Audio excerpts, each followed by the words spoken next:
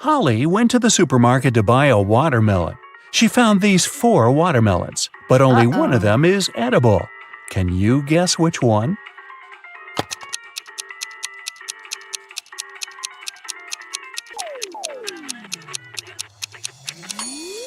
The first watermelon is a hologram. See those flashing pixels? The tail of the second watermelon is a green snake, probably not the safest choice. And the fourth watermelon has little cracks. So, Holly should choose the third watermelon. One dark, cold night, Harry and Pam were chilling together in their country house. Harry was watching a movie while his wife Pam enjoyed her favorite mystery book. Suddenly, all electricity went out. Harry decided to go to bed, but Pam decided to finish the book. There was no artificial light around, but this fact didn't stop Pam. How is that possible?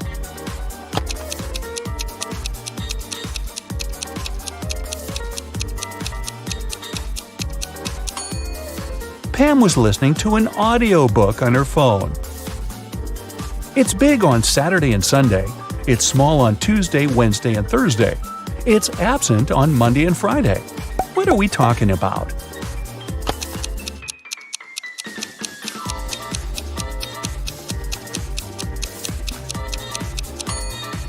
It's the letter S. Bella and Ken took a flight to Europe to celebrate their honeymoon. It took them 2.5 hours to reach the destination. After spending 2 weeks together, they flew back home. However, it took 150 minutes this time, even though the plane flew at the same speed. Can you guess why?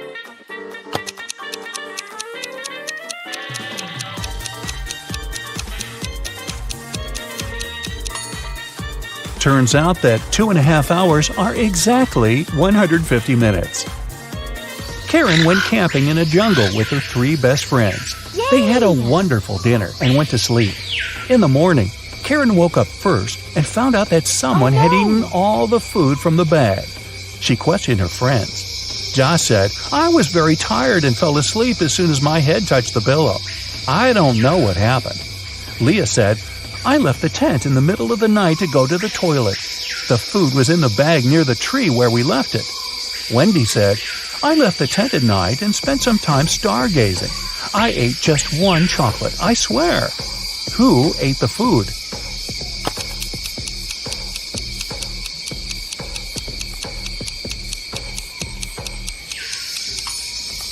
It was the monkey who was hiding in the tree. See those footprints around the bag? They are definitely not human. Gerald is a college dean. Somebody stole his car this morning. Soon the police found it across the street. The thief hit a pole and escaped. The police interviewed 3 suspects. Holly said, "I was busy having classes all morning. Then I went for a walk with my friends." Brian said, "I was checking the test papers." Rob said, "I skipped classes and spent the day at my girlfriend's studio." Can you guess who stole the car?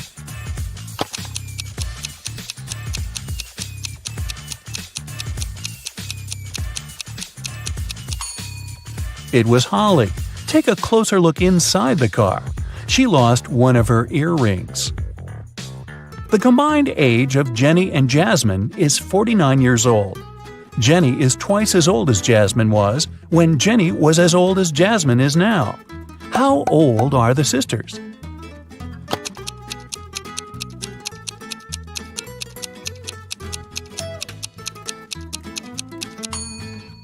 Jenny is 28 and Jasmine is 21. Lisa likes grapes but not potatoes.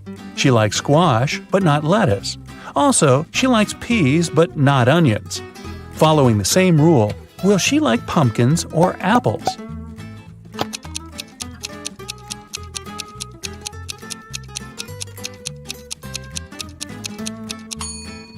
Pumpkins, because Lisa only prefers things that grow on vines. Which of the following words don't belong to this group and why?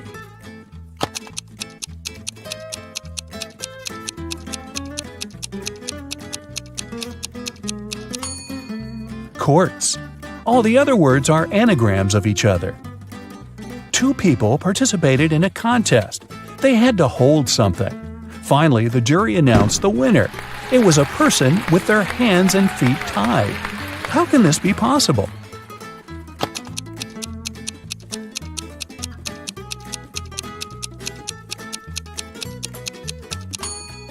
It's all simple. The contestants had to hold their breath, and the tied person managed to hold it the longest. Becky is thinking about a 7-letter word that we read very often. Letters 5, 6, and 7 grow every year. Letters 3 and 4 are the same. Letters 3, 2, and 5 cover over 70% of the world. What word is Becky thinking of?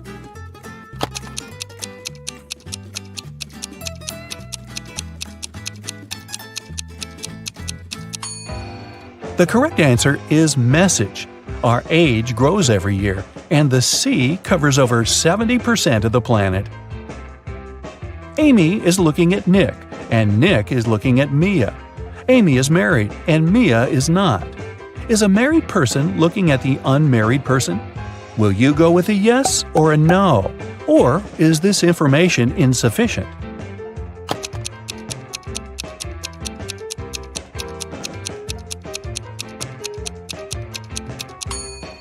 The correct answer is yes. 2 combinations are possible here. If Nick is married, Mia, who is unmarried, is looking at him, who is married. If Nick is unmarried, we still have Amy, who is married. In this case, she's looking at Nick, who is single, which meets the requirements too. 5 friends were eating apples. Amy finished before Bob, but after Kat. Dan finished before Eve, but after Bob. Can you figure out the exact order in which they finished the apples?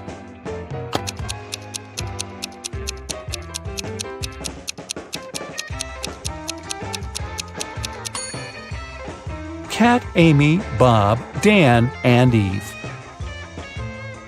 Eric's job is to guard a supermarket parking lot. One day, he was walking around the area as usual and noticed that someone had parked the car in the middle of the driveway. He questioned 4 women. "Ladies, who is the owner of this car?" All 4 women replied, "It's not my car." Eric took a closer look at the vehicle and figured out its owner right away. Can you guess which of these women is the owner of the car?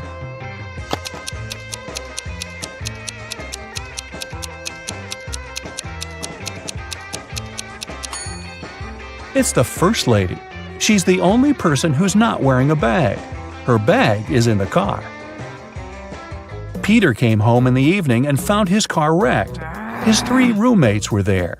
Peter decided to find out who was guilty, so he questioned them. Josh replied, "I didn't touch your car. I was walking the dog." Mike said, "That wasn't me. I was playing football with my friend."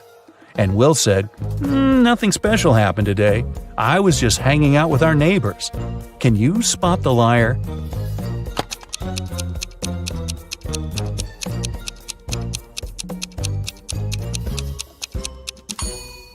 It's Will. He said he'd visited the neighbors, but nobody lives in this abandoned house. Plus, his cheek looks like he was in a crash. Sophie was sleeping. Suddenly, a robber broke into her apartment. He locked Sophie in the bathroom and asked her to stay quiet. Then, the robber began to collect cash and jewelry around the apartment. Suddenly, the phone started ringing. The robber told Sophie to pick up and talk without giving away the situation. Sophie picked up the phone. It was her husband. She said, "Oh, hi, darling. Is it an emergency, darling? Give me a call when you land. I'll cook your favorite meal that will help you relax after your business trip." Then she hung up. 10 minutes later, the police arrived at Sophie's house and caught the robber. Can you guess how the police learned about the robbery?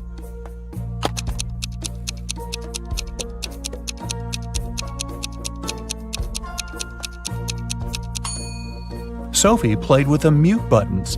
She pressed mute on specific parts of her conversation to make her husband only hear "emergency," "call," and "help." And he called the police right away. Rick woke up in a weird basement and saw 3 doors. He has only one chance to escape. If he enters one of the doors, he won't be able to use them again. The first door leads to a room with high-voltage wires hanging above the wet floor. Behind the second door, there's a room filled with water and piranhas swimming in it. The third door leads to a space where flesh-melting acid rain is falling from the ceiling. Which door is more or less safe to enter?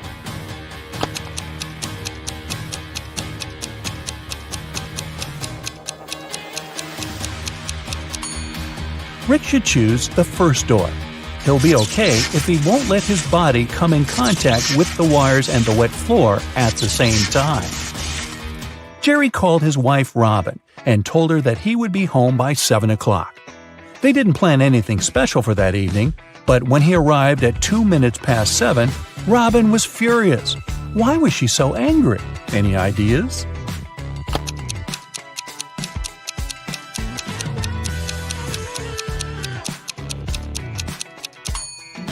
She thought her husband would come home after work by 7 p.m., but he appeared by 7:02 a.m. the next morning. When the day after tomorrow is yesterday, today will be as far from Wednesday as today was from Wednesday when the day before yesterday was tomorrow. What is the day after this day? Can you guess?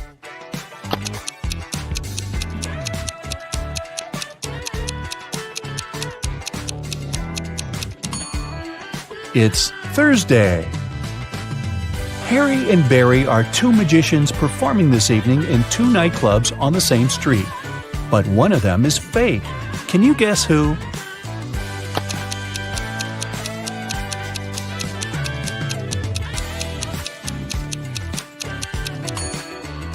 It's Barry.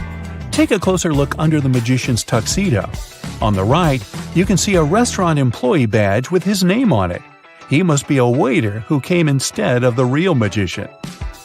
A monkey, a squirrel, and a bird are racing to the top of a coconut tree. Who will get the banana first, the monkey, the squirrel, or the bird?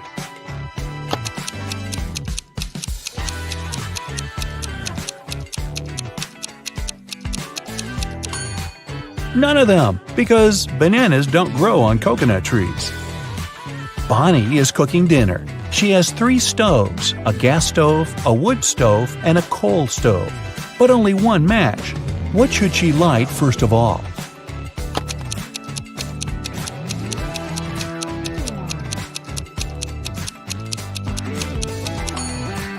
The match! You are a bus driver. 9 people get on the bus, and 3 people get off. Then 2 more people get on, and another 1 gets off. Finally, 4 more people get on, and 2 get off again. How old is the bus driver?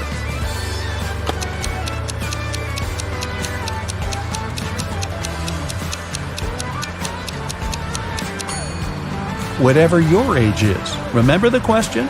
You're the driver. 5 people wake up in a huge hall. None of them remember who they are or how they got here. They see a giant closed door. The people look around the room and notice something strange. What is it? These statuettes! They are hidden all over the room. There are 5 people in the room, but they find 6 statuettes. This must be the key, one man says. We need to find out which of the statuettes is the odd one. Can you guess which one? This one. Its eyes are different from those of the others. The people try to use the odd statuette as a key. Come on! And it works! The door opens, and everyone enters the next room. But when the man who suggested using the statuettes looks around, he sees that he is alone in there. Suddenly, a ghost of a woman appears in front of him. "If you want to get out, each of you must solve my riddles," she says. "But you will definitely fail." She disappears. The man looks around the room. He finds a strange symbol and a cipher decoder on the table. Can you find 9 other symbols? These are all 10 symbols. The man begins to unravel the message using a decoder. Can you decipher it?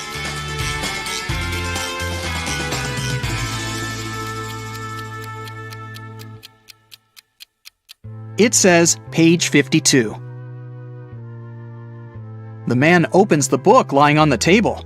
On page 52, there's a riddle written in an ancient language. If you have me, you want to share me. If you share me, you haven't got me.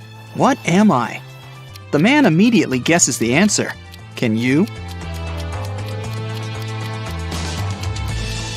It's a secret. The man is surprised that he was able to read the riddle written in an ancient language. The answer is the password to the door. He types it in, and the door opens. Suddenly, he remembers. His name is Thomas. He's a linguist and a cryptographer. Meanwhile, in another room, a young man finds himself in a beautiful place full of plants. There are 3 flowers on the table. They giggle maliciously. The sign in front of them reads, "Lying Flowers."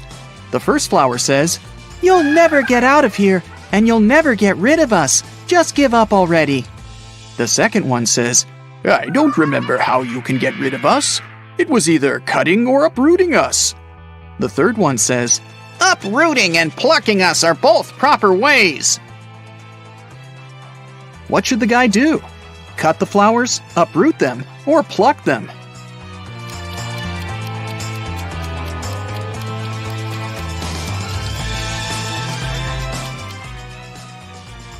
Pluck is the correct answer. These flowers only tell lies. So, the conclusions we can draw from their words are these. 1. There is a way to get rid of them. 2. It is neither cutting nor uprooting. 3. And there's only one way to remove them. The only thing that remains is plucking. The guy plucks the flowers.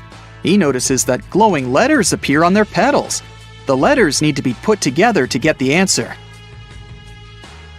What is it?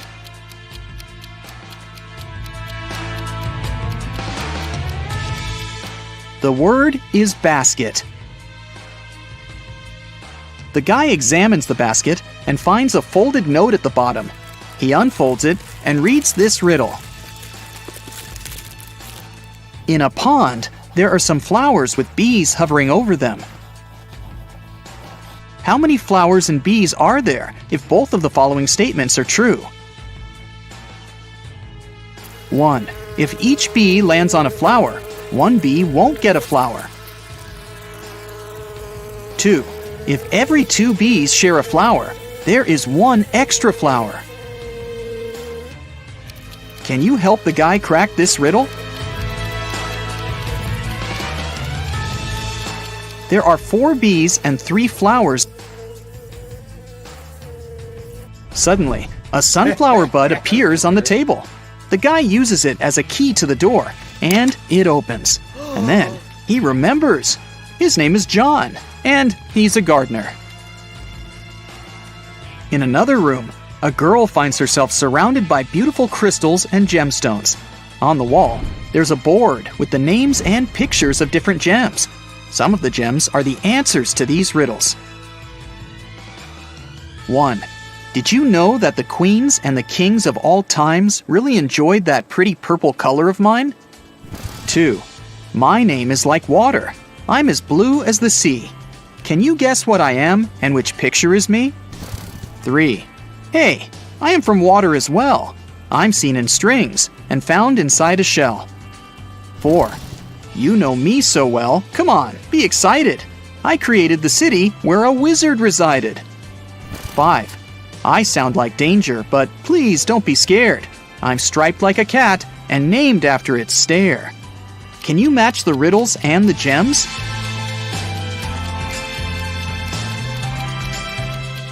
The correct answers are 1. Amethyst, 2. Aquamarine, 3. Pearl, 4. Emerald, and 5. Tiger's eye. The girl hears some noise and notices that the box on the table has opened. She comes up to the box and reads the next riddle. The queen went to the king to complain about her lady-in-waiting. In the morning, the queen put her amethyst necklace in a jewelry box to protect it from sunlight. No wonder, this stone tends to fade in the sun. She spent the day in the library reading books. At one point, she looked out of the window and noticed her lady-in-waiting. She was sitting in the garden, wearing the queen's necklace. The lady-in-waiting began crying and said this was not true. She would never steal from the queen. The king opened the jewelry box and found out that the necklace was still inside. Who is lying?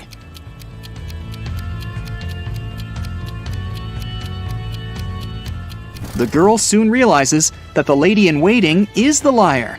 Have you noticed that the amethyst is now much dimmer than before? That means that the lady-in-waiting really wore the necklace outside. The girl solves the riddle. 3 gemstones appear at the bottom of the jewelry box: citrine, garnet, and alexandrite. There's also a note that says, "Figure out the weight of each stone without using scales. This riddle will help you." Can you figure out the weight of each stone? The citrine weighs 10 ounces, the garnet weighs 4 ounces, and the alexandrite weighs 2 ounces. Suddenly, the girl remembers. Her name is Melissa. She is a jeweler and collects crystals. In another room, a woman finds 6 glasses on the table. 3 of them are empty, and 3 are full of water. The woman sees a note. Move only 1 glass to make a row of alternately full and empty glasses. How can she do it?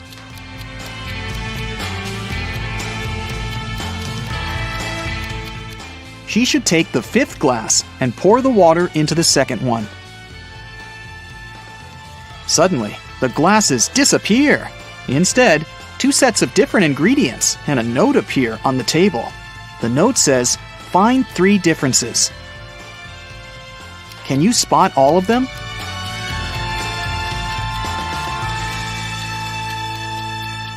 These are the differences.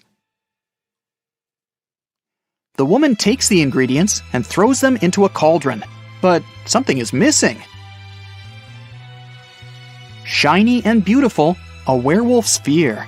We need to get more of it for our precious queen. Coins and mirrors, trays and tea sets, the nobles were buying while falling in debts. It's silver. The woman adds some silver and gets a potion that can melt the lock. When she opens the door, she remembers. Her name is Lauren, and she's a chemist. An elderly woman finds herself in this room. She spots 4 photos on the table. All the photos seem to be taken in different periods of time. The note says, "Is there a person who is present in every photo?" Can you help the woman figure it out?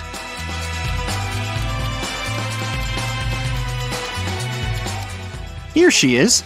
Despite the signs of aging, you can see that this is the same woman. Look, she has this mole above her lip. A mirror appears in front of the elderly woman. Wait, is that her? The woman from the photos? The mirror shows her with a guy in a suit. He looks confused. There's a maid on the left and a bride on the right. "Don't listen to her. I'm your wife," says the bride. "You're lying. I'm his wife," the maid cries. Can you guess who is lying?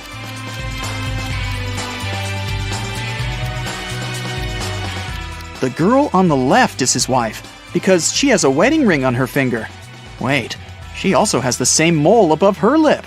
Is this our elderly woman when she was young? The letters appear in the mirror. IVTCBOE. What does that mean? I'll give you a hint. Try to think outside the box. It's husband. Each letter in this word is replaced by the next letter in the alphabet. And suddenly, the woman remembers. Her name is Brienne. She's a witch, and this is her castle. Brienne opens the door. Everyone else has already gathered outside. I'm your mother, she says. We know, Thomas replies. Another witch tried to steal our father. She erased our memories and put a spell on him.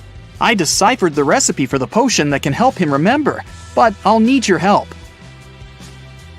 There is a large cauldron in the hall. Everyone uses their knowledge to prepare the potion. Now Brienne must cast a spell. Solve the puzzle to find out the magic word.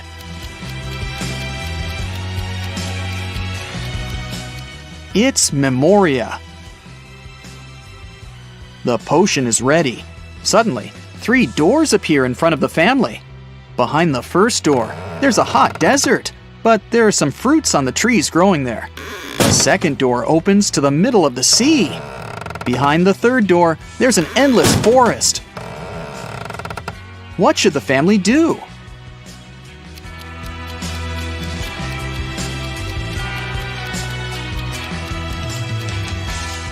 They should use the trees to make a raft and pick up the fruits so that they don't starve. Now they can cross the sea. Meanwhile, Brienne uses a spell to chain the witch. Solve another puzzle to learn the spell she uses. It's Sigillum. Now the witch won't bother them anymore. The family leaves the castle and lives happily ever after. Tomas was washing a window on the 24th floor of a large office building, and suddenly he heard someone screaming. The guy looked outside and saw a lady falling from the 30th floor. But in 5 minutes, the woman was standing on the ground, totally unharmed. How did she survive?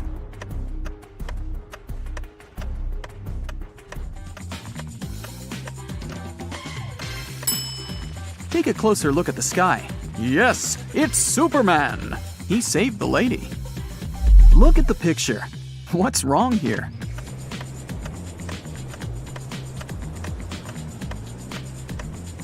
Look at the picture. What's wrong here?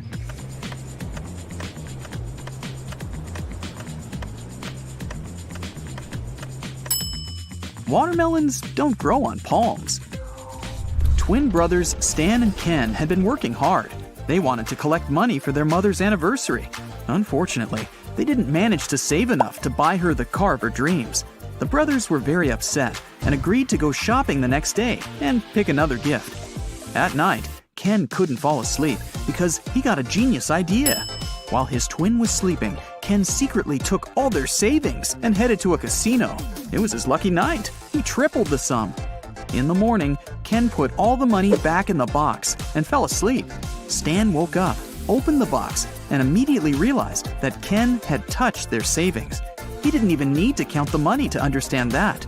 How did Stan figure it out?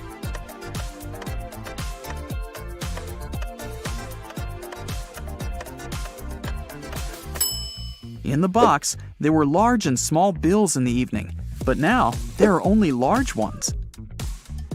Kelly was traveling and discovered a beautiful abandoned castle. She entered the building and went downstairs. She was taking pictures when someone locked her inside the basement. Kelly looked around and saw 3 tunnels leading to freedom.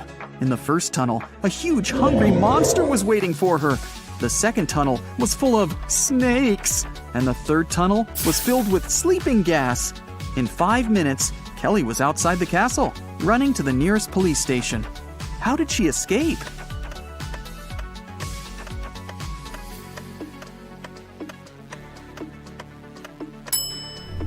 She used her headband as a mask and ran away through the third door. Look at these animals attentively. What's wrong with this picture?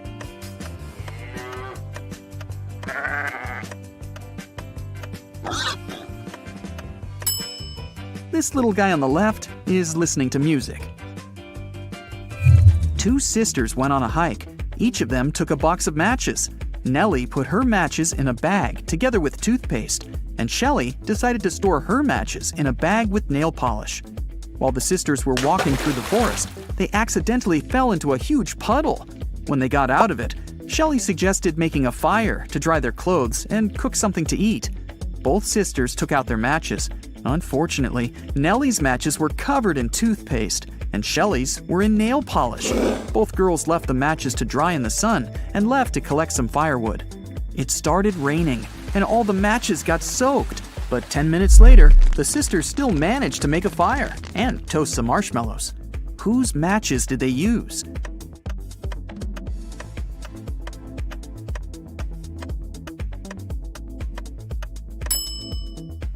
They used Shelley's matches. The nail polish dried and made them waterproof. If you don't keep it, it'll break. What is it?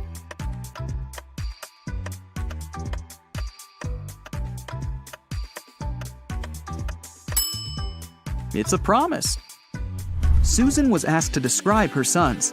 She said, "They're all redheads but 3, all blondes but 3, all brunettes but 3, and all pink-haired but 3. How many sons did Susan have?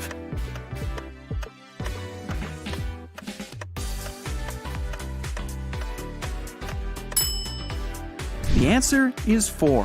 1 redhead, 1 pink-haired, 1 brunette, and 1 blonde. Lisa was a famous top model. She was found unconscious in her dressing room during a photo shoot and taken to a hospital. Doctors said she had a severe allergic reaction, but when Lisa came to herself, she insisted she hadn't eaten anything all day. The model's manager was very concerned and interrogated everyone who had been around Lisa. The stylist said she had applied Lisa's makeup and, indeed, hadn't seen her eating anything. The cleaning lady said she had cleaned the dressing room with organic, non-allergenic products.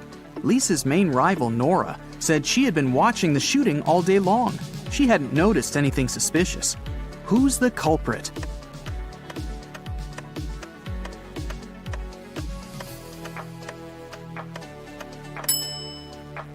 It was the stylist. Lipstick was the only thing Lisa could have swallowed that day. Look at the pictures. Which of these people is a risk taker?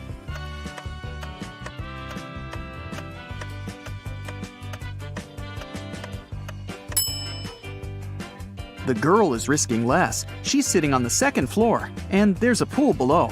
The guy is risking more. The building he's sitting on is taller. You can see clouds and planes in the sky. What food can you never cheer up?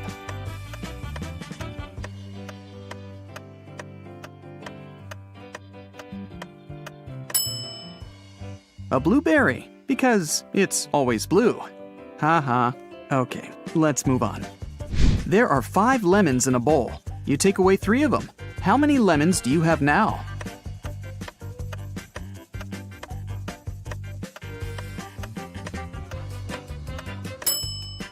Well, you have the 3 lemons you took. King Gerald has a very beautiful daughter named Teresa. 4 princes from different countries came to the kingdom, hoping to marry the girl. But the king decided to check how smart they were and organized a special contest. Teresa was in the center of a 200 by 200 foot room, and the princes were standing on small boxes in each corner of the room. The first prince to touch Teresa's hand would become her husband, but they weren't allowed to leave their places or use anything but their hands or wits. One of the princes figured out what to do immediately. He married the princess. What did he do?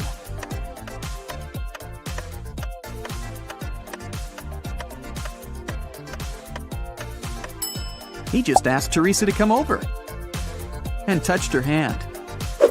You can easily find me on Earth, Mars, Mercury, and even Jupiter, but you'll never find me on the Moon, Venus, or Pluto.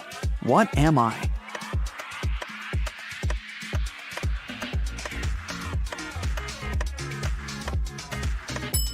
I'm the letter R.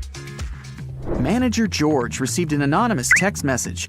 It said a robber had just entered the supermarket where he worked. George hurried into the hall and saw 4 pregnant women in the grocery section. The man looked at the ladies attentively, detected the thief, and called the police. How did he know?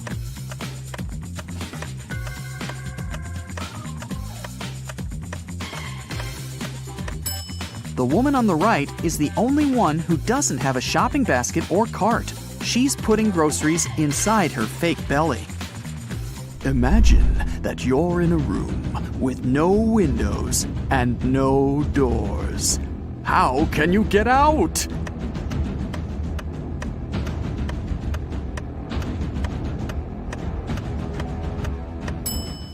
Just stop imagining the room. Mrs. Victoria decided to give her grandson Rick an unusual gift for his 18th birthday. She called him into her room, showed the guy her safe, and handed him a corked bottle with a key inside. Honey, this is the key to my safe. You can keep all the money you find there if you manage to open it. But you must take the key out without removing the cork or breaking the bottle. Good luck. Rick accepted the challenge and started thinking about the puzzle. What would you do to get the key out?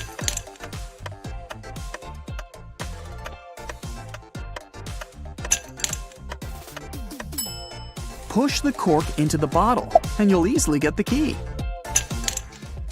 Look at the picture. What's wrong here?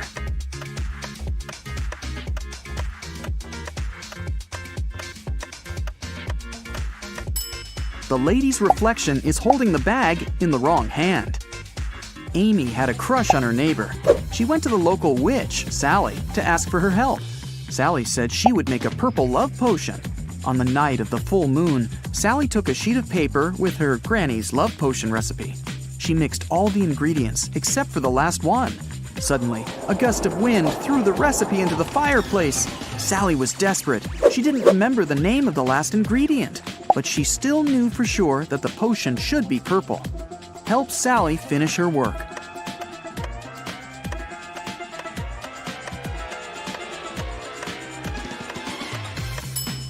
She should add the blue ingredient. When you mix blue and red, they make purple. Harry and 3 other video bloggers traveled to a creepy canyon. They wanted to make a video about this mysterious place. They had been filming all day long. In the evening, they gathered around the fire, but it started to rain and everyone went to sleep in their tents. In the morning, Harry woke up, left his tent, and headed to the big bag with food to grab something for breakfast. That's when he discovered that all the food was gone. Harry got angry. He woke everyone up and interrogated the members of his team. Fred said he'd been looking at the starry sky all night. Jane said she'd been trying to catch a Wi-Fi signal to have a video chat with her boyfriend. And Sam said he'd been sleeping. Who is lying?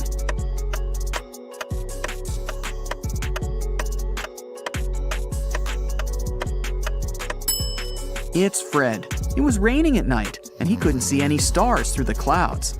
2 students, Betty and Sarah, went for a walk after a very stressful test. They bought some coffee and candies and began to look for a picturesque spot for a picnic in the park. But suddenly, a guy in a mask grabbed Betty's bag and ran away. Sarah and Betty followed him.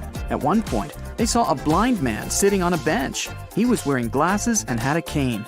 The girls asked him if he'd seen a person in a mask carrying a female bag, but the man said he couldn't have seen anyone because he was blind. Sarah got very embarrassed, handed him a candy, and thanked him for his help. Then the girl took Betty aside and whispered that the blind man was the robber. They needed to call the police. Betty was very surprised. Why did Sarah decide the man was the robber?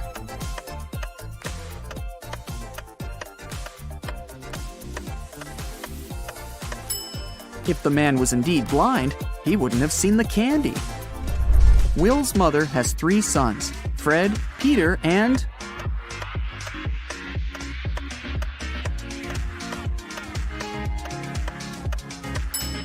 Will. It's Will's mother, after all. 2 mothers and 2 daughters spent all day shopping, but they only bought 6 dresses. This was enough for each of them to have 2 dresses. How is that possible?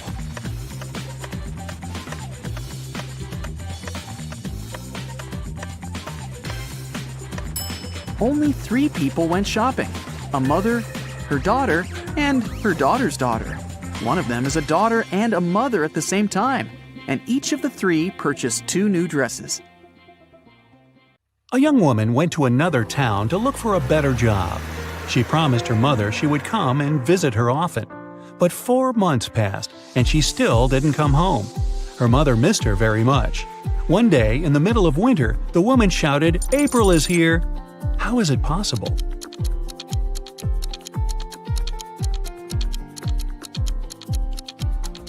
April was her daughter's name. She finally came to visit her family. It's usually under you. Take away its first letter, and it'll be above you. Take away its first 2 letters, and you won't see it. What is it?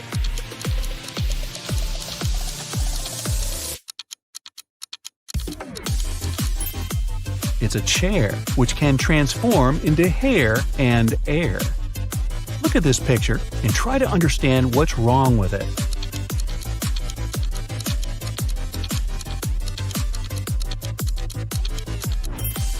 Why would this young lady put a pair of boots on the table and a saw in the fridge? How about this image? Does anything strike you as odd?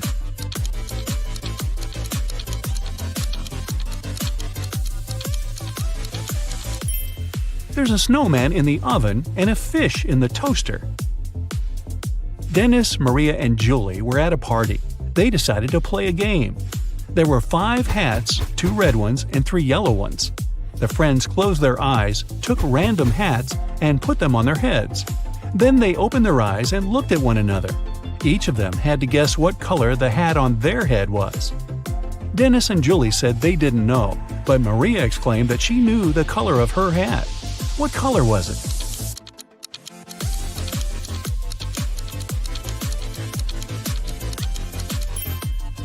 It was yellow. Maria saw that Dennis and Julie were wearing red hats, and she knew there were only 2 of those. You can't share it until you take it. What is it?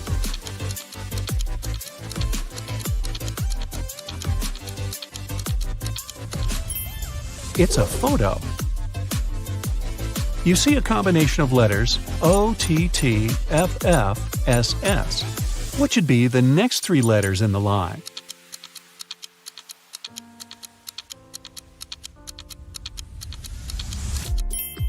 They should be ENT. These are the first letters of the names of the numbers from 1 to 10. Michael was walking along the street when a sealed envelope landed near his feet. The guy picked it up. Inside, there was a key and a note. It said, "Help, 323." Michael entered the building. Soon, he found a door number 323 and used the key to open it. He saw a man near the open window. He was gagged and tied to a chair. Once free, the man exclaimed, "2 men broke into my office, tied me up, and took all the money from my safe. Luckily, my hands were free. I managed to write this note and throw it together with the key out the window." Michael didn't believe the man and called the police. Why?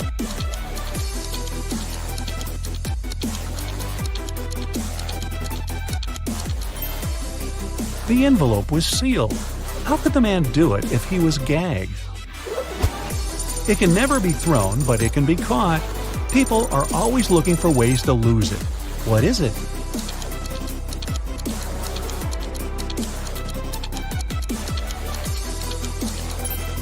It's a cold. 2 teams were playing soccer against each other. Each of the teams scored 2 goals in total. And still, it wasn't a tie. One team won and the other lost. How come?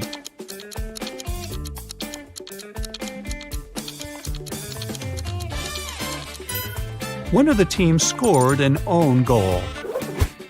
Young but very popular blogger Eric wrote his first book. It was a huge success. The guy was preparing for his first book signing. He was very excited and nervous, so he took a break to steady his nerves in a quiet corner. But even at 6 p.m., when the meeting was supposed to start, Eric was nowhere to be seen. In 10 minutes, a security guard found him lying on the floor in the bathroom. Someone had hit the writer on the head. The police had 3 suspects. Angela, his agent, said she had been solving some urgent organizational issues. Frank, one of the fans, said he had been a great lover of Eric's books for years. He wouldn't do anything to harm the writer. And Patrick, the security guard, said he had been doing his job, keeping the fans away from the entrance. Who hit Eric?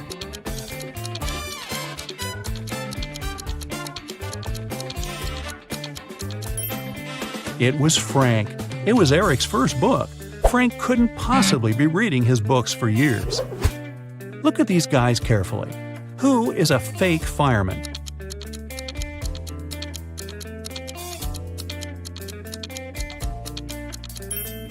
It's the guy on the right.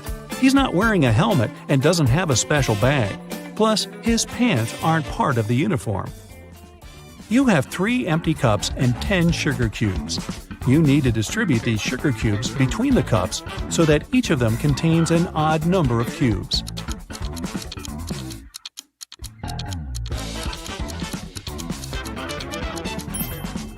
Put 3 sugar cubes in the first cup and 3 cubes in the second one. After that, put the remaining 4 cubes and the second cup in cup number 3. Now, the first cup has 3 sugar cubes, and the second one has 3 sugar cubes too. As for the third cup, it has 7 sugar cubes, 4 of its own and 3 in the second cup. 2 roommates, Deborah and Rachel, were walking home after doing their weekly grocery shopping. Deborah kept complaining about how heavy her bags were. Then Rachel told her, "I don't understand why you're upset. If you gave me one of your bags, I would have twice more bags than you do. And if I gave you one of mine, we would have the same number of bags." How many bags were the girls carrying?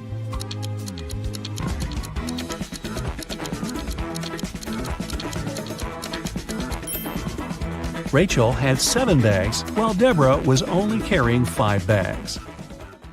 Detective Black's assistant, Josh, was late for work. When he arrived, he told his boss the following story. "I was driving along the highway when I saw an unconscious man lying on the left side of the road.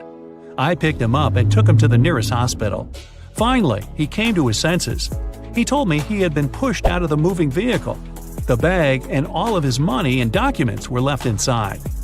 But Detective Black said the man was lying. How did he figure it out?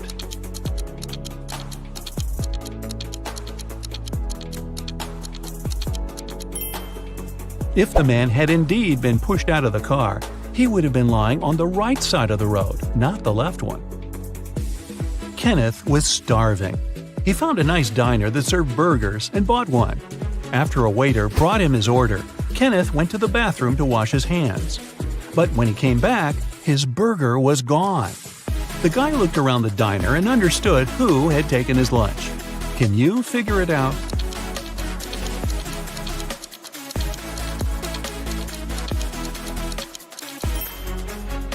It's the young woman with a dog sitting at her feet and sniffing the air. If she was just drinking coffee, which is what she's pretending to do, the dog wouldn't be so interested in her. Mary was walking through the park when she spotted a hungry dog. The woman decided to share her snack with the animal. Unfortunately, there was a stream between her and the pooch. She squatted down to attract the dog's attention and showed it the food. The animal was next to her in no time. There was no bridge over the stream, and still the dog wasn't wet. How is it possible?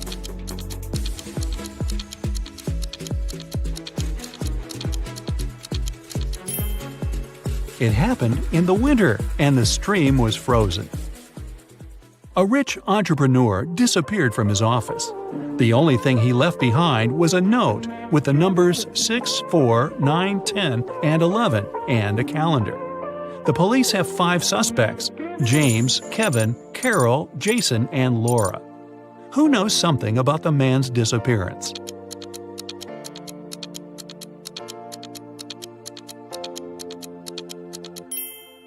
It's Jason. The numbers mean months of the year, and the first numbers of these months make up the culprit's name, Jason. Matthew bought a new smartphone and a phone case. He paid $310. The gadget cost $300 more than the case. How much did Matthew pay for the phone?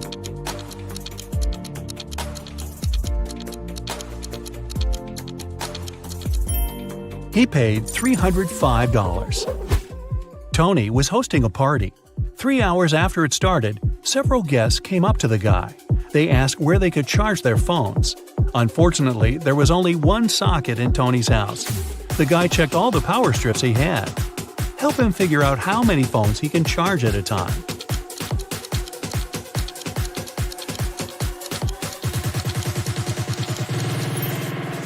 Tony can charge 8 phones. Look, one strip has its cord cut. The strip with one socket is literally useless.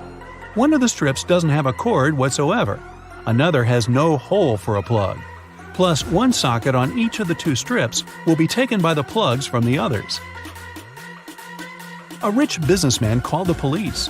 When he arrived at his office in the morning, he remembered he had left a bunch of important documents in his safe at home. He sent his secretary, John, to bring them. But the guy called half an hour later. He said the safe was open. The documents were still inside, but all the money had disappeared. The police examined the businessman's home office.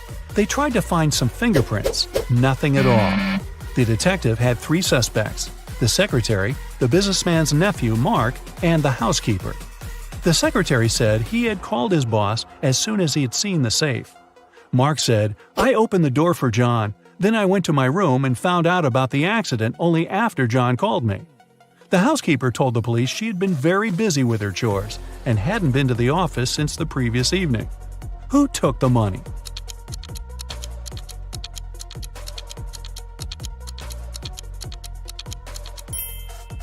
It was the secretary. There were no fingerprints in the room, but John was there and definitely touched different things. If he hadn't been guilty, he wouldn't have wiped his fingerprints off. Can you find a dino that is different than the rest?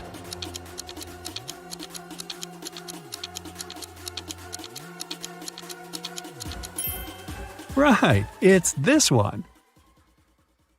Now, it was the snowiest winter in the last 30 years. One morning, local police officer Chris was patrolling the area. Suddenly, he noticed a suspicious young lady. She was walking towards the road and carrying 2 heavy bags. Chris asked her what was in the bags. The lady said she had broken up with her boyfriend and packed his stuff to get rid of it. But Chris knew for sure that she was a burglar. How?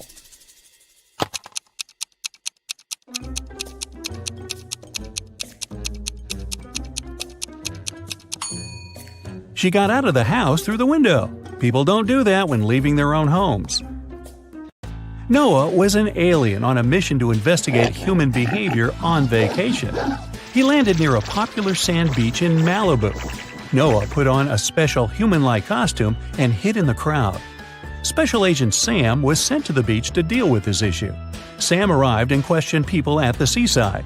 He warned them that aliens might look like humans, but no one seems to have noticed anything suspicious. Take a look at these vacationers. Which one of them is the alien?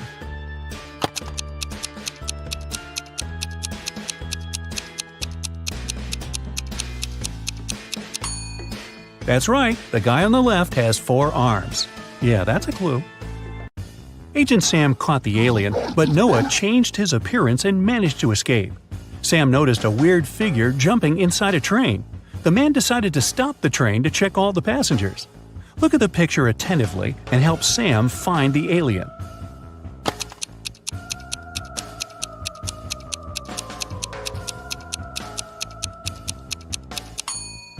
The old man in the right corner is the alien.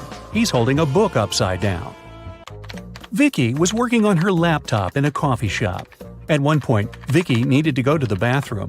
She decided it'd be safe enough to leave her stuff unattended and headed to the bathroom. But when the girl returned, she found out that her backpack and her laptop were missing. Oh, no. Vicky ran outside and saw 3 elderly ladies with picnic baskets sitting in the park. The girl asked them if they had seen the thief, but all 3 of them assured her they hadn't noticed anyone. Ms. Green said she had just joined her friends. Ms. Smith was eating her sandwich and reading a newspaper, and Ms. Jackson was taking pictures of birds. Vicky called the police because she knew for sure who the thief was. How did she figure it out?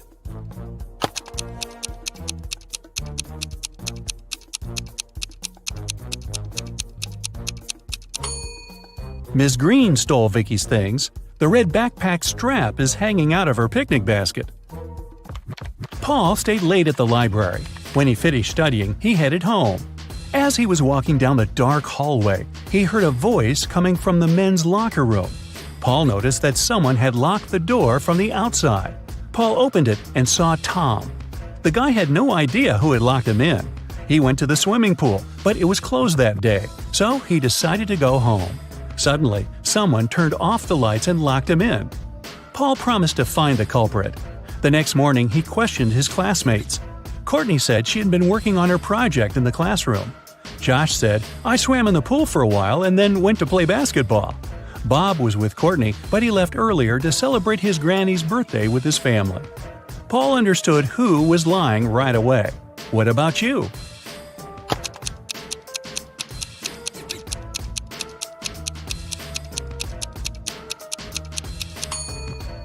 It was Josh. The day before, the swimming pool was closed. Andrew is a photographer. He was walking alone in the wilderness and met a puma. The guy was very lucky and managed to escape, but he found out that his filter water bottle opened when he was running away from the animal. Now he didn't have any water left. Some time passed and Andrew got very thirsty. He had 3 options. The first one was to drink from a salty lake, the second to drink cactus juice, and the third option was to get water from a muddy stream. Help Andrew make the right choice.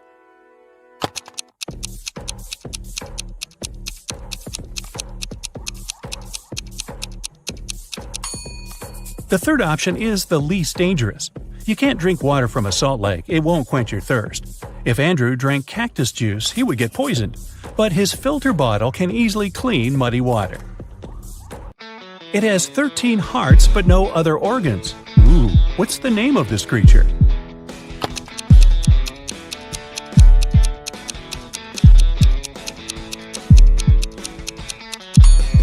It's a deck of cards. What can you catch but never throw?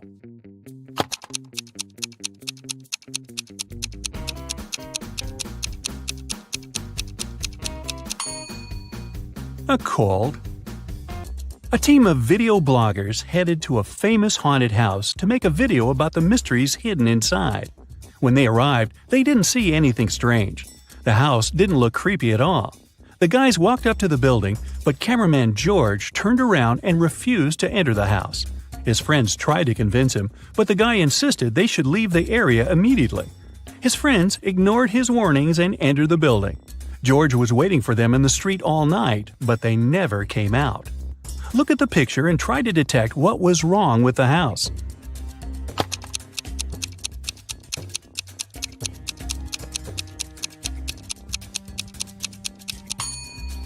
Look at the ground. All footprints lead to the house, but there are no footprints leading away from the building. Ooh. I always run, but I never walk. I have a mouth, but I never talk. I have a head, but I never weep. What am I?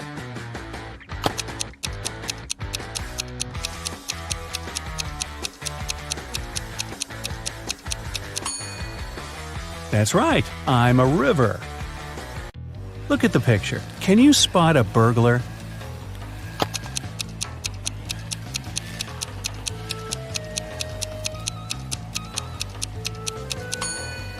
That's right. The thief is inside the house on the left, standing next to the window. One Saturday morning, 2 sisters, Jenny and Maya, played hide-and-seek at home.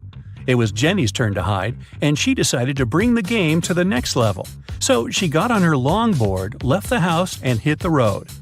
Maya counted to 100 and began looking for Jenny. She searched the entire house but didn't find her sister. The teenager started to worry. She went out to the street and decided to ask the neighbors. Alice said she had been mowing the lawn all morning and hadn't seen anyone. Derek said he had been woken up by the sound of longboard wheels. Lisa said she had been on a business trip and had just returned. But Maya knew for sure that one of her neighbors was lying. Who was it?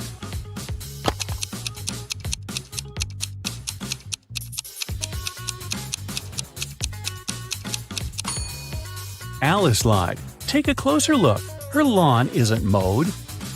What letter of the alphabet is also an organ in the human body?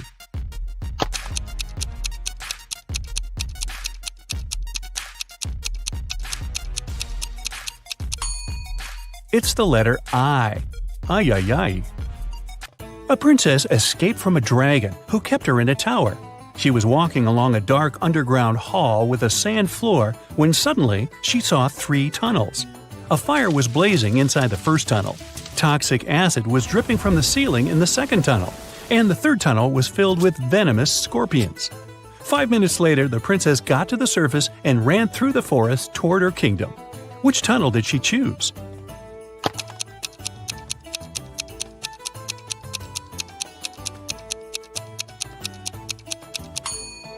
The first tunnel. She put out the flames with sand. Smart princess. I can be touched, but I can't be seen. What am I?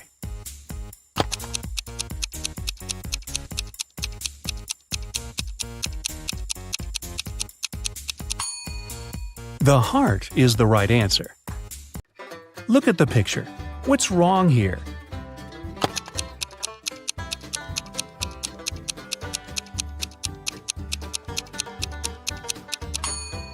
The sign says fresh meat. Mike woke up in the middle of the night because he had a nightmare. He looked around and realized he was trapped in a weird house. Mike searched the place and found 4 doors to freedom. But the first door led to space. Behind the second door, there was a giant magnifying glass. Anyone who stepped inside would be burned by the sun in no time. The third door was hiding a pride of hungry lions. And behind the fourth door, there was an ocean swarming with sharks. Help Mike choose the right door.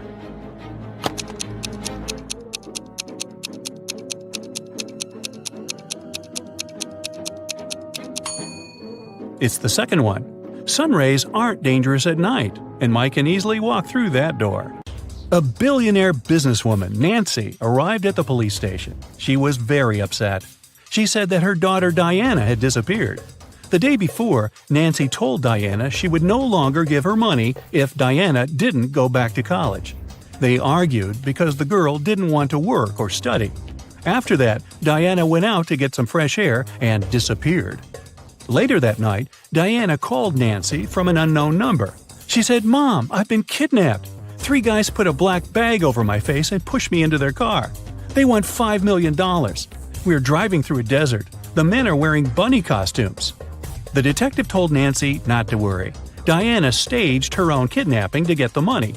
How did he understand it?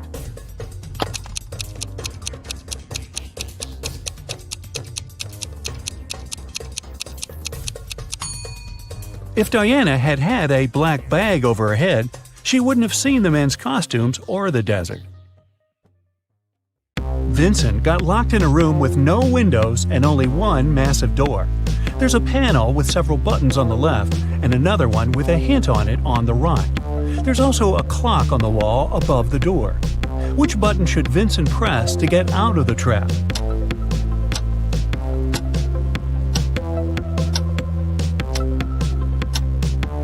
The green triangle.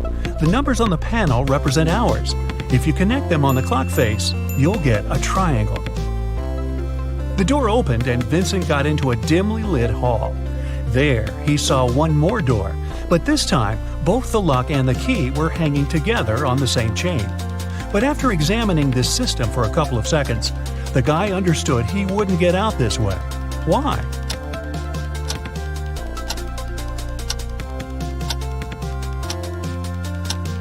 The key has a different pattern. It won't fit in the lock. Vincent needs to look for another way to escape. Then Vincent notices a table standing in a dark corner. There's a piece of paper, a knife, and several inflated balloons lying on it.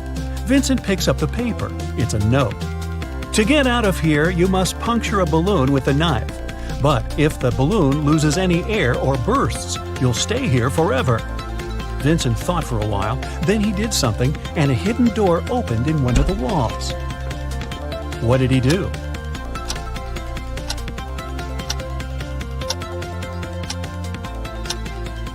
He let the air out of one of the balloons. After that, he easily punctured it with a knife. Detective Marcus and another passerby became witnesses of a car accident. A man, hit by a minivan, was lying on the ground, unconscious. Marcus rushed to the nearest cafe to call an ambulance. When he got back, the passerby told him the man had turned onto his back but hadn't come to his senses. After looking at the scene for a couple of seconds, the detective said, "You'd better return everything you've taken from this man." Why did he say so?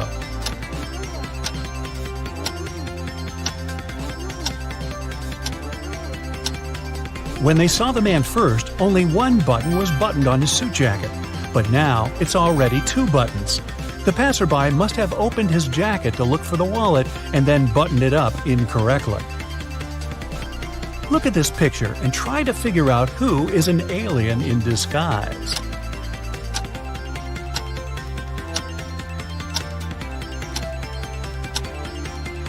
It's the guy in the yellow shirt.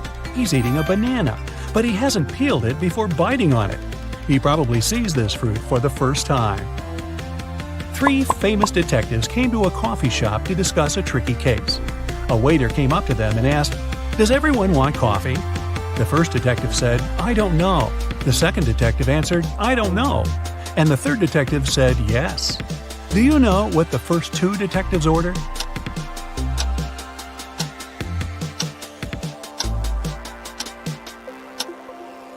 All the detectives ordered coffee. Each of them wanted to have this drink, but the first two couldn't know if it would be everyone's choice. If the first two detectives hadn't wanted coffee, they'd have simply said no. So, when the third detective heard the replies of his colleagues, he figured out both of them wanted coffee. And since he was also going to take a cup, he said yes. Ralph, Willie, Amber, and Grace are in a museum room. Someone stole a priceless exhibit from this room several hours ago. Ralph, Willie, and Amber claim they have nothing to do with the crime, but the detective doesn't believe them. They all get arrested and taken to the police station. Only Grace, who hasn't answered the question, is free to go. Why?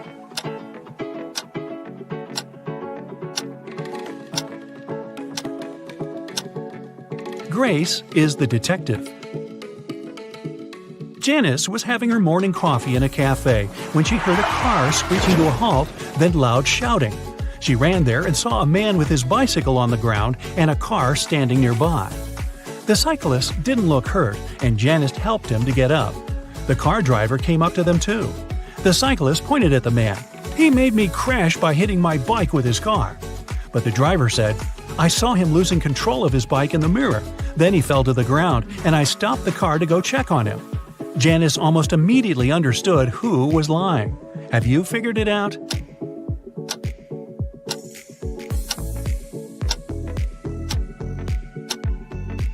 The car doesn't have side mirrors. There are also lots of things in the back seat. They block the view of the road. So the driver couldn't have seen anything in his rearview mirror either. He's lying.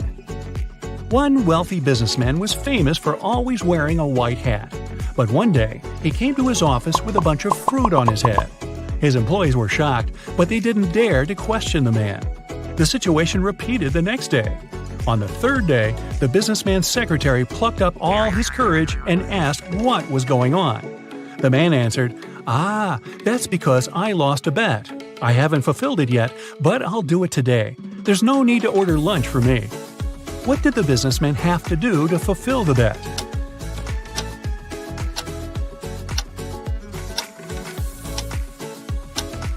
When he made this bet, he said, "If I lose, I'll eat my hat." Detective Mark Darson suspected one man of committing a crime. He decided to stake out his house. Not too far away, he spotted an artist setting up her easel. Apparently, she was going to draw the criminal's house. At one point, the detective had to go away to the police station. He asked the girl to call him if she saw someone entering or leaving the house. She agreed. When Mark came back in the evening, the artist told him she'd seen no one. The detective immediately understood she was lying. How did he figure it out?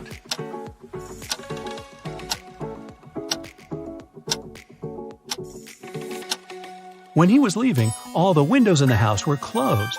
But in the picture the girl drew, the windows are open. It means someone was inside while Mark was away. Take a look at this picture and try to understand which guy is Ben.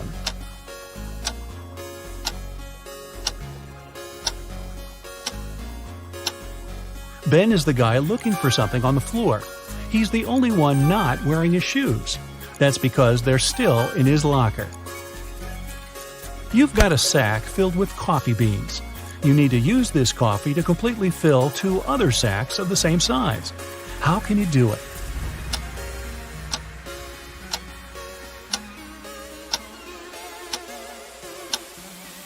Put one empty sack into the other and fill them with coffee. A large sum of money was stolen from Mr. Green's safe. The police suspect Alan, but Alan says, "I don't know anything about safes or about how to open them. I'm a simple blacksmith." The detective doesn't believe him and asks Alan to prove it.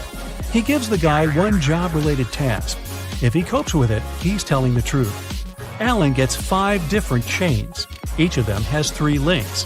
The detective asks the guy to make one chain out of these 5 pieces, but he can separate and combine only 3 links. In no time, Alan finished this task and was released.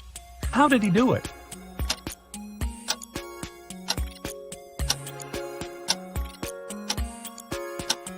Allen separated 3 links of one chain and used them to connect the remaining 4 chains. Can you move just one matchstick to make a square?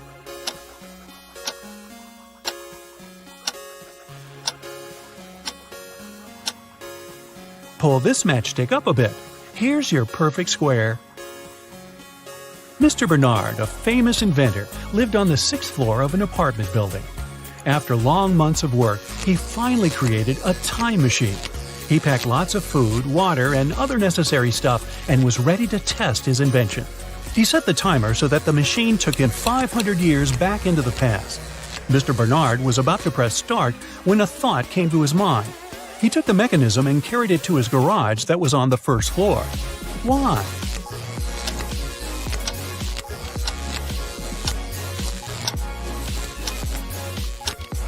This way, the inventor would avoid getting hurt. 5 centuries ago, there were no such high buildings. He'd simply fall to the ground from the height of the 6th floor. Look at these guys carefully. One of them lied when he said he hadn't painted the green smiley face on the fence. Which one is it?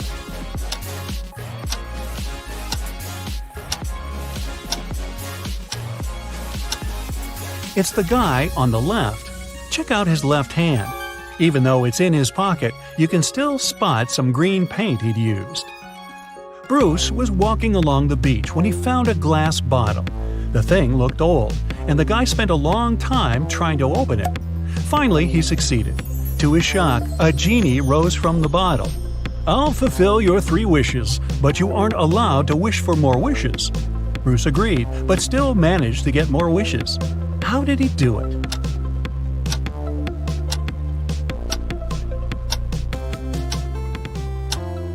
His first wish was that the genie allowed him to ask for more wishes. Several birds landed on trees, 1 bird for 1 tree. But in this case, one of them didn't have a tree of its own. Then they regrouped, with 2 birds sitting on 1 tree. After this, 1 tree was left free. How many birds and trees are there?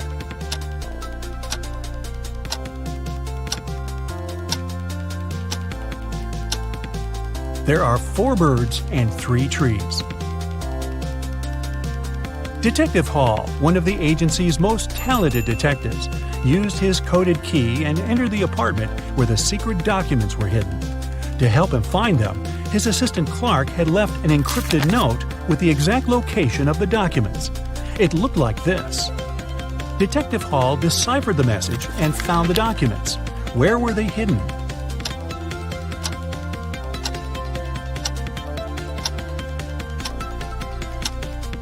The note says, "Under the carpet in the studio." The detective just read it backwards and ignored the spaces between the words. Uh-oh. Tommy was exploring old caves outside the city when he got trapped in a mysterious dungeon. There were 3 ways out, but only one of them was safe. Behind the first door, a fire was raging. Behind the second door, there was acid rain, which could melt any substance within seconds. Behind the third door, there was a huge brown bear that hadn't eaten for 2 years. Which way should Tommy choose?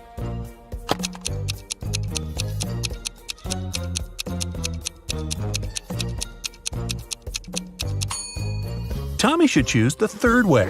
No animal can go for 2 years without food and survive. Barely. It was a stormy day, and it had been raining for several hours straight. A car accident happened in a tunnel. The yellow car crashed into the red one.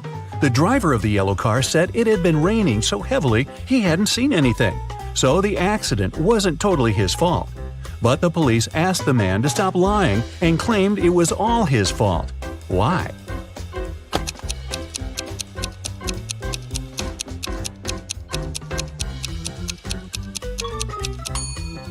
The accident happened in the tunnel. It couldn't be raining there.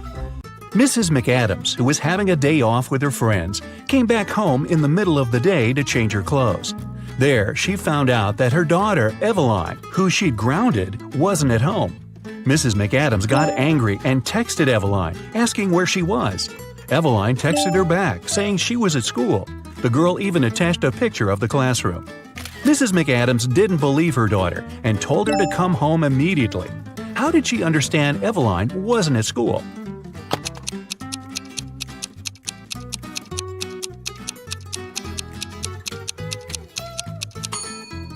Look closely at her cell phone. It's Sunday. There's no school on Sundays. Ned works in a club. His job is to check people's ID cards and to not let suspicious people or people younger than 21 years old get inside. Take a look at these 3 ID cards and figure out who shouldn't enter the club.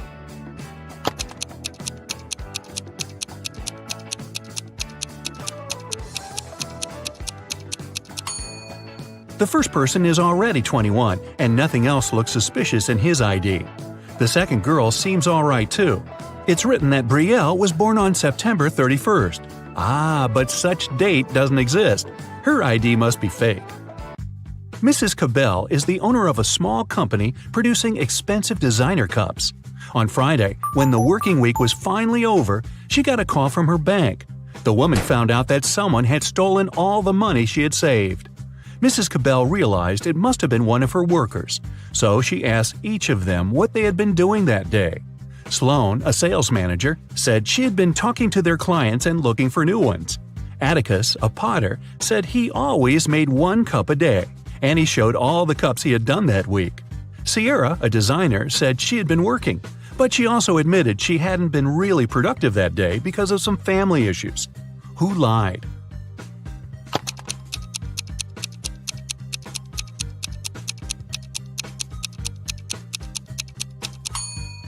Atticus. There are 5 working days in a regular week. The man said he made 1 mug a day, but he only showed 4 mugs. It means he missed 1 day of work. Lennox and Finn were friends living in the same college dorm. One day, Lennox reported that something had happened to his friend. He said Finn hadn't left his room all day. He also never responded to any of Lennox's texts. In the evening, Lennox started to worry and knocked on Finn's door, but the guy didn't answer. Lennox peeked through the keyhole and saw that his friend was lying on the floor, so he called the police. After that, Lennox got arrested. Why?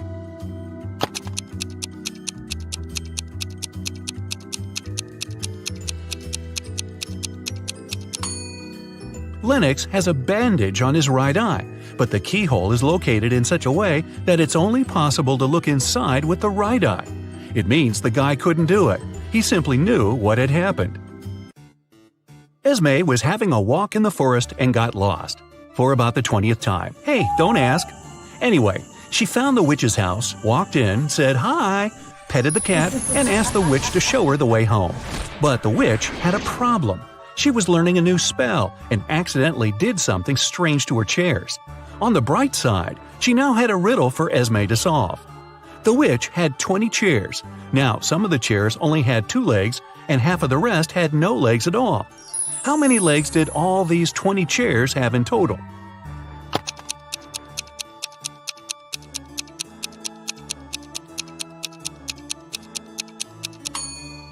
We know that some of the chairs have, on average, 2 legs per chair. The rest of them have either 4 legs or no legs at all. And since half of the rest have no legs and the other half have 4, together they have 2 legs per chair. So there are exactly 40 legs. Mr. Tucker was a businessman. He wanted to find an interesting hobby to impress people. He chose art, even though he knew nothing about it. Still, he kept buying paintings and even owned a couple of famous masterpieces. He liked to invite his potential business partners over to show off his collection. One day, his guest was Miss Geneva Darby, a young lady who owned a jewelry business. As always, Mr. Tucker boasted about his collection, but Miss Darby wasn't impressed. Why?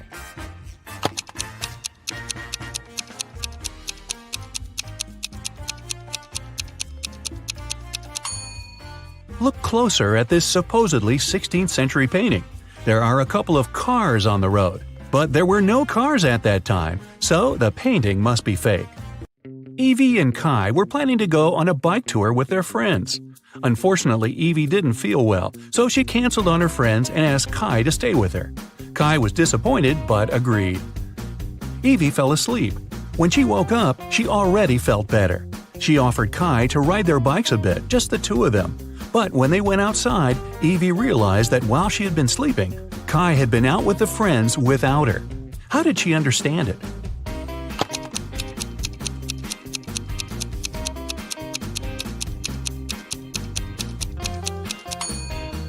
Look, Evie's bike is all wet. It must have been raining while she was asleep. But Kai's bike is dry. It means that he used it and then wiped it off. Or maybe he wasn't even in the area when it was raining. 2 weeks ago, a bank was robbed, but the robber hadn't been found yet. A phone call woke Detective Callum up in the middle of the night. His colleague reported that a farmer had found the money. When the detective arrived, he questioned the farmer. The man said, "I argued with my wife and went outside. That's when I found a bag with money in a cornfield." Detective Callum asked if the farmer had noticed anything suspicious before. The farmer replied, "About 2 weeks ago, before going to bed, I looked out of the window. I saw a man walking through the field. It was a full moon and I could clearly see his silhouette. But there wasn't enough light to notice more details about him." The farmer was arrested. Why?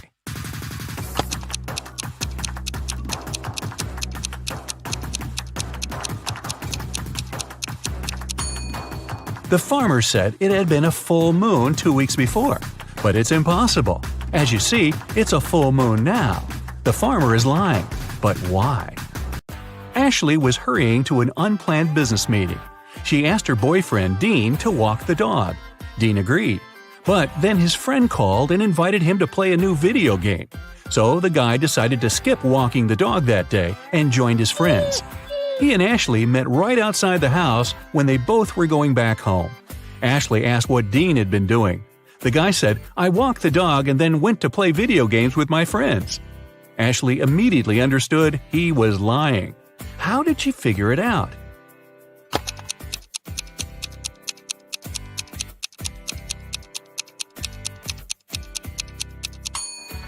It's winter.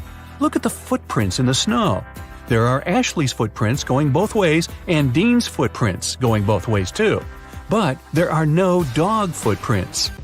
Mrs. Rivers reported that someone had broken into her house. They stole all the money and jewelry she kept in her living room. Detective Callum arrived to investigate the crime. The room was a mess. It was obvious that someone had been looking for something there. But in the end, the detective concluded that there was no robbery. Mrs. Rivers made the whole thing up. Why did he decide so?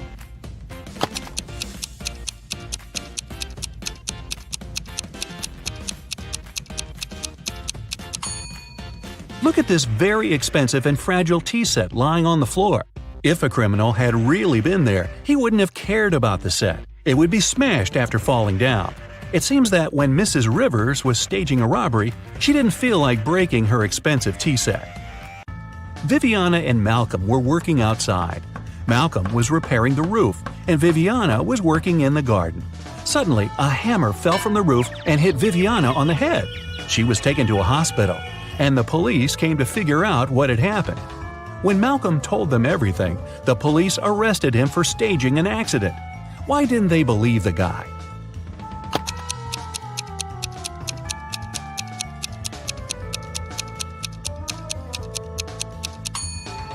Viviana was working right next to the house. She was sitting under the roof.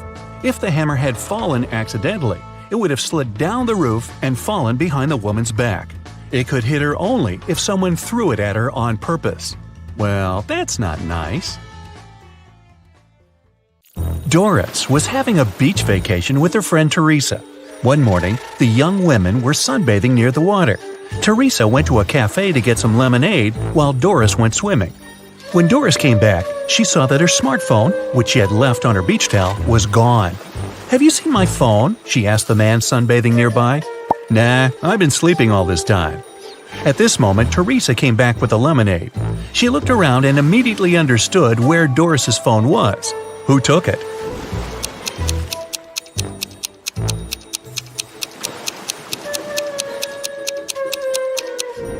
It was the man, all right.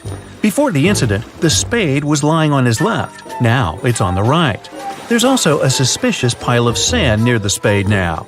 The man must have hidden the phone in the sand, hoping to dig it out later. Terry invited his friend Alice, who was studying to become a police officer, to a party. It was organized by his friend Sean. Terry was worried there could be a thief at this party. Throughout the event, Alice was watching the guests attentively. At the end of the party, she told Terry who the thief was. Have you figured it out?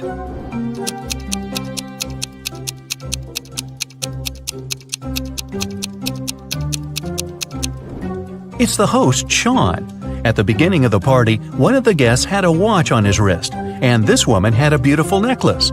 But at the end of the party, the watch is already on Sean's wrist, and the necklace is in the flower pot. Detective Carlson was walking along the street when he heard the sound of glass shattering. He looked around and saw a large crowd gathering near the broken window of a jewelry store. The shocked owner was inside. The detective ran up to him. "Has anything been stolen?" The man said he hadn't understood yet, but then Carlson exclaimed, "Sorry, I've got a thief to catch," and rushed away. What did he see?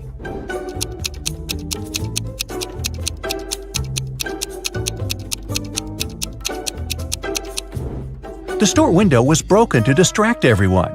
People were looking away and didn't see this guy stealing a wallet from the man in a suit. At first, the wallet was in the man's pocket. Now the thief is rushing away, the wallet in his hand. The police had long suspected that Mr. Hall was a smuggler, transporting forbidden things on his yacht.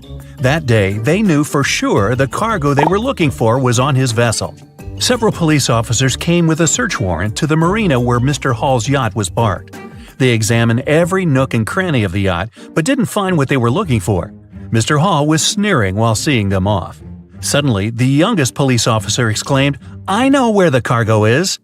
What did he understand?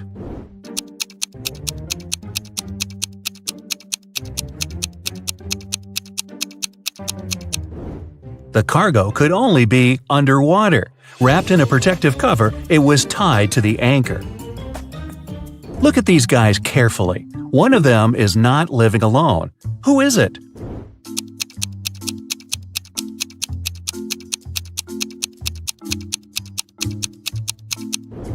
It's the man on the right. He's got 2 toothbrushes. Austin, a rich businessman, brought very important documents to his office. But he had a meeting and needed to leave for several hours. Austin asked his secretary to be on the lookout for anything suspicious. His competitors could try to break into his office to look at the documents. When he came back, his secretary told Austin everything had been quiet. But when the man looked around, he realized someone had been inside his office.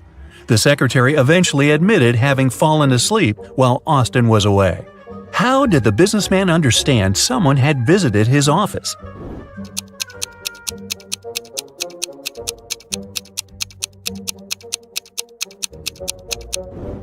The globe on his desk is now turned in the opposite direction.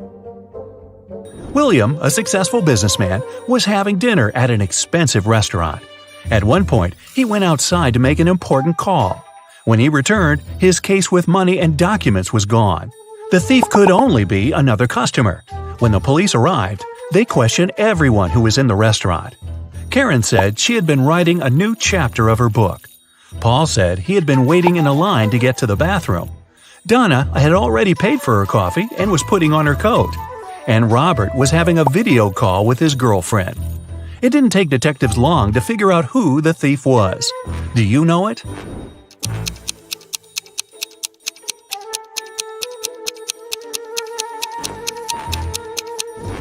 The criminal is Paul. Besides him, there were only 4 other visitors at the restaurant, and they were all busy. How could there be any line for the bathroom? The police got informed that one of the most wanted criminals, Carl Walker, was going to arrive in the country. According to this information, the man was going to come by plane. Unfortunately, the police knew very little about him. He was short, wearing glasses, and traveling under a false name. Detective Adams went to the airport. He detained 4 people who fit the description. They were Mr. Lewis, Mr. Relcaw, Mr. Taylor, and Mr. Wilson. Look at these men carefully and try to figure out who the criminal is.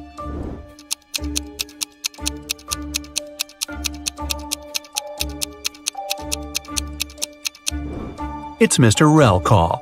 His last name is actually the criminal's last name, Walker, but with its letters reversed. A detective is looking for an important witness. Without them, she won't be able to solve a complicated case. The only thing she knows is that the witness is left-handed.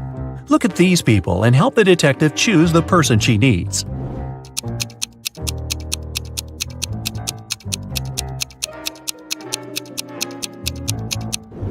It's the waitress. She's holding the tray with her right hand and serving people with her left dominant hand. Look at these princesses and try to figure out which of them is the fake one.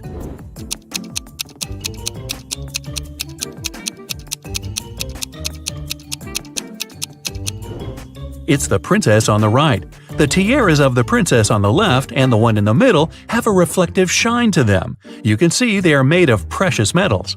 But the ice princess's tiara doesn't shine. It's made of plastic. A businessman arrived at his office after a long trip. He discovered that some important documents had disappeared from his desk. He immediately called the police, and a detective arrived shortly after. After interviewing all the workers, he had a list with 3 suspects on it. They were Emma, the accountant, Sophia, the receptionist, and James, the sales manager. But all of these people claimed they hadn't been inside the businessman's office. It didn't take the detective long to figure out who was lying. Do you have any ideas?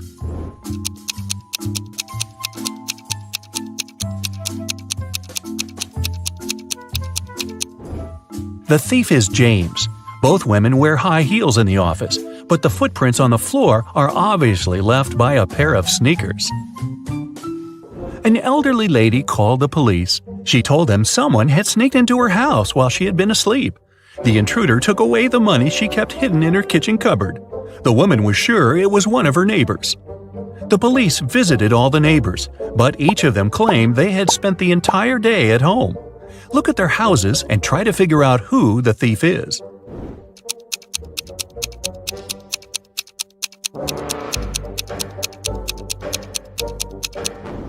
Rick is lying. He wasn't at home. His car was parked near the house already after the snow had built up on the driveway. Look at these people carefully. Who does this dog belong to?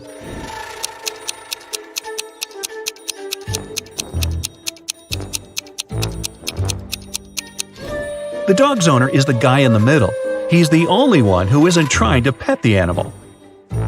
Can you figure out how many watermelons there are in this picture?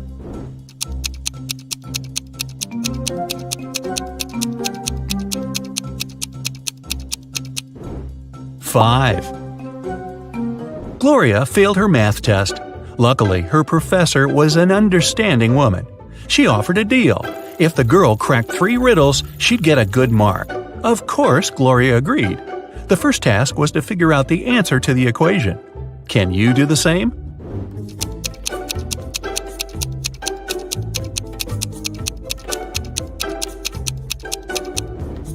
The answer is 232. Gloria didn't need much time to solve it and got the next puzzle.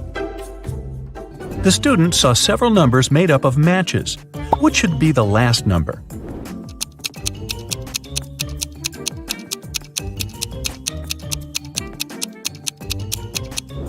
The last number should be 1. After every step, the number of joints goes down by 1. And finally, the teacher gave Gloria several pool balls. Use only 3 of them to make this equation true. After a couple of minutes, Gloria figured out the way to do it. Do you know what she did?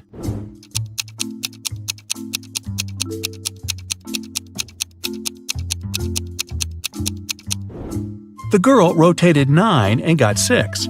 After that, she took the balls with numbers 13, 11, and 6 and got 30. Gloria's quick wit helped her, and she passed the test. You're trapped in a room with no doors or windows. All of a sudden, the room starts filling with water. You check everywhere, but can't find any way to turn it off. You know that help is on the way, but it's still at least 5 minutes until their arrival. You only have 2 minutes. After that, the entire room will be flooded. Obviously, you can't hold your breath for 3 minutes. You've got 3 objects, but only one of them can save your life. What should you choose? A straw, a rope, or an empty bucket?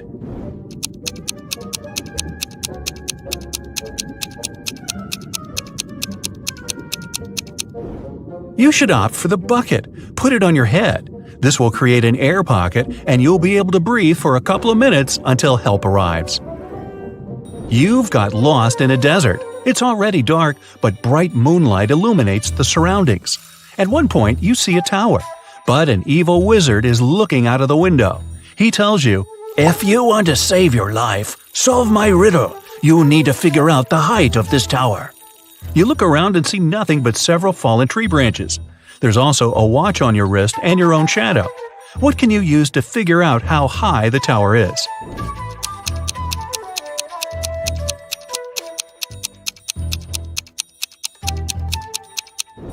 Your shadow will help you. You can compare its length with the length of the shadow cast by the tower. Then, since you know your height, you can calculate the height of the tower. Alright, take a look at the sequence of letters. What are the next three ones?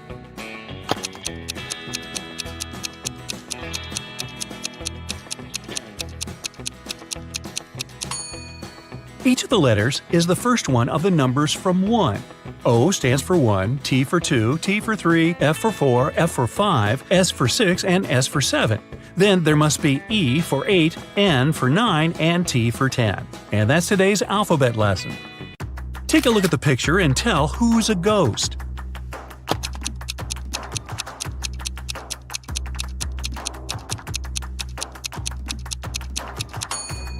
It's the man on the very right. He doesn't cast a shadow. Two people, Libby and Gray, were chilling on a beach. A police officer came up to them and said that he recognized the bike standing nearby. It was stolen from a man a couple of blocks away. He asked which one of them stole it, but both denied it. Can you tell who's guilty?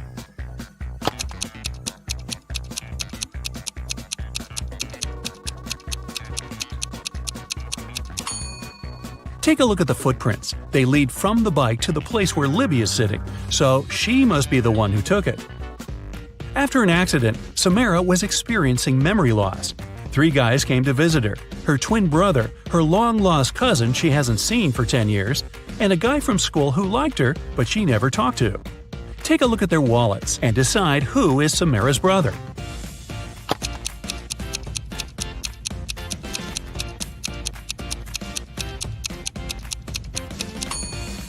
It must be this guy. Look, he has a picture with her. A random guy wouldn't have one. Neither would a long-lost cousin, because the photo wasn't made long ago. On the weekend, Kira and her friends were supposed to celebrate a birthday of a friend online, but Kira didn't show up. In school, her friends asked why she didn't come. She said that on Friday evening something happened, and she didn't have any internet or electricity for the whole weekend. She said that she used this chance to study and spent both days in front of the computer, writing her midterm papers. Her friends didn't believe her. Why?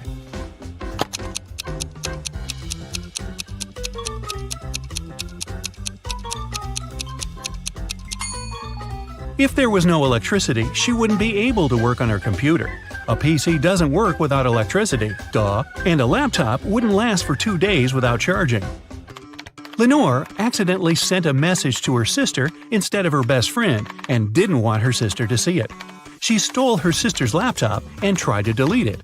However, the laptop required a password. Luckily, there was a hint: Math 2, Music 2, History 6 5, Drama 2 3. What's the passcode?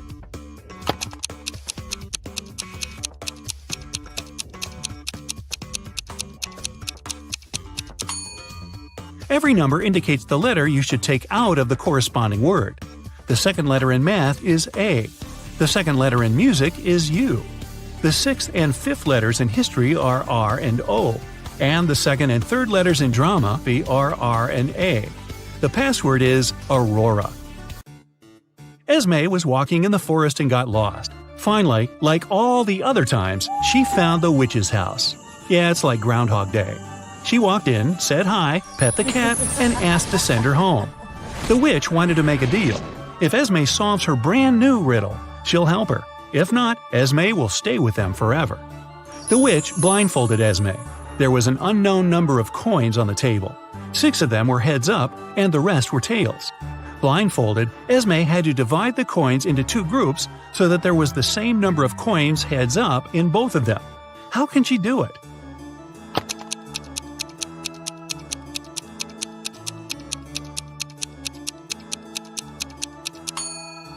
So, since there are 6 coins heads up, Esme grabs 6 random coins and flipped them. No matter how many coins there are and how many heads up ones she picks, it always works. That's because the number of tails-up coins she gets among those 6 random ones is exactly how many heads-up are left in the other pile, so when she flips them, they'll equalize. Estelle arrived on an island to spend her holiday there. All the locals there always tell the truth, and all the tourists always lie. 2 girls approached her, and one of them said, "Hey, I'm Sylvie, I am a tourist here, and this is Tessa, she's local." Can you tell if the girls are locals or tourists?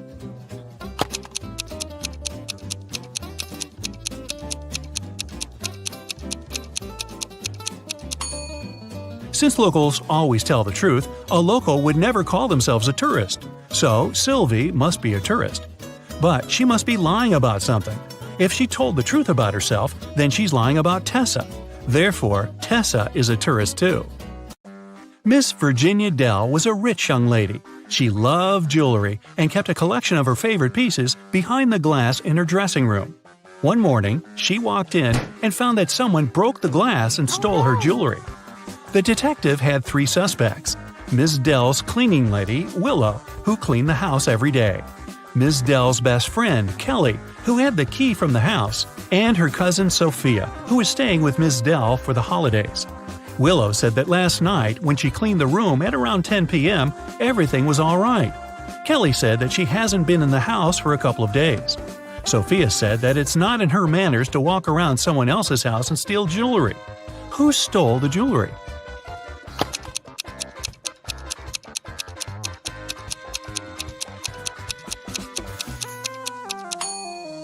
It's the cleaning lady. It seems like right after she broke the glass and stole the jewelry, she wiped off the pieces of glass while cleaning as well. It was a stormy night, and Alana and her sister stayed up late watching a soap opera. In the middle, there was a weather forecast. The weather lady said it'd keep raining for 2 more days, but in 72 hours, it'd be bright and sunny. Alana turned to her sister and said that the weather lady was wrong. Indeed, Alana was right. How did she know?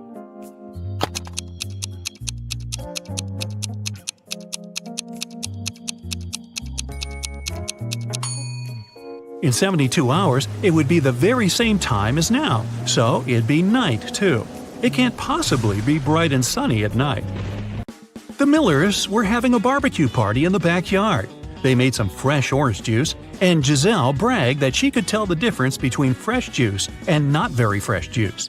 She asked her family to test her. She got blindfolded. Her brother brought some old juice from the fridge and let her drink it, and then he gave her some fresh juice. Giselle could tell the difference. How?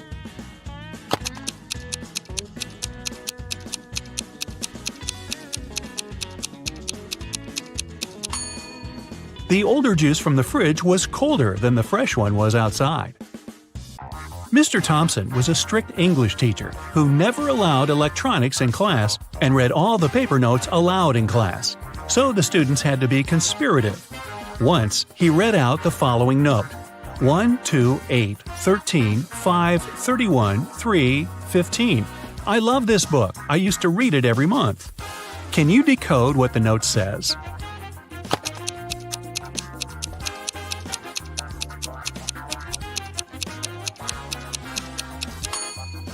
The numbers stand for the place of the letter in the phrase.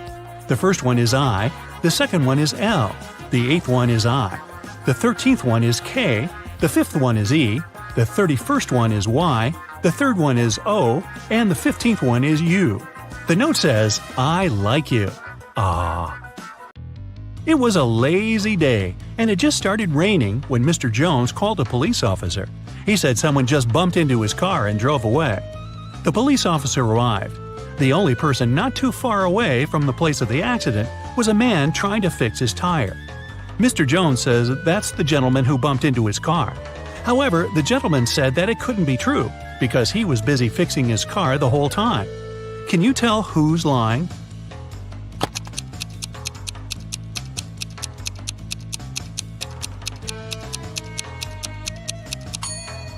It's the guy fixing his car. The rain just recently started. If he was fixing his car the whole time, the ground underneath his car would have been dry, but it's wet, which means he's just arrived there. Brittany was having a costume birthday party. A detective came in the middle of the celebration, saying he's looking for a robber who must be there, pretending to be a guest. Take a look at the people and say who the detective's main suspect was.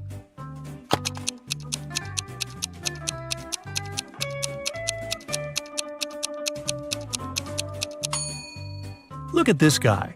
Unlike all the other guests, his costume is totally inconsistent. It's a cowboy hat and Joker's jacket. He probably wore whatever he could find in a rush, trying to hide. Yvonne went on a business trip and asked her boyfriend, Dale, to go and buy her a special chocolate bar from a man who came there once a month at midday. That day, he was busy playing video games and totally forgot about it. Yvonne asked him if he got her the snack, and he said that all the bars were sold out when he came. He even sent her a picture at the park to prove he was there. Yvonne looked at the picture and realized that Dale had lied to her. How?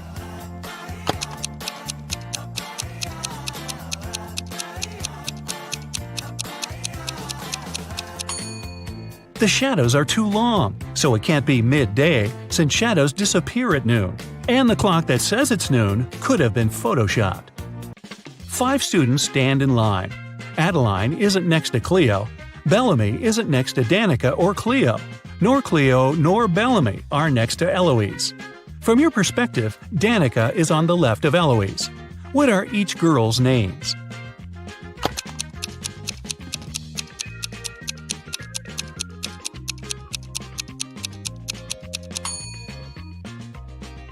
Adeline isn't next to Cleo, so we cross them from both columns, from Adeline's and Cleo's. Bellamy isn't next to Danica and Cleo. Danica and Cleo are both not next to Bellamy then. Cleo or Bellamy are not next to Eloise, and Eloise isn't next to them. Now, both Bellamy and Cleo have one neighbor, so they must be on the sides. But we don't know who's on the left and who's on the right. Let's try both. Bellamy's neighbor is Adeline. Cleo's neighbor is Danica. So, in both cases, Eloise is in the middle. Now, let's remember the last condition that Danica is on the left of Eloise. So, the first order is correct. It's Cleo, Danica, Eloise, Adeline, and Bellamy. Whew! Detective Callum was having his evening coffee in a cafe and heard a waiter and a female customer arguing. He came up to them and asked what happened. The waiter claimed the woman ordered a soup, but the woman said that she didn't. Detective Callum knew exactly who was lying. Who was it?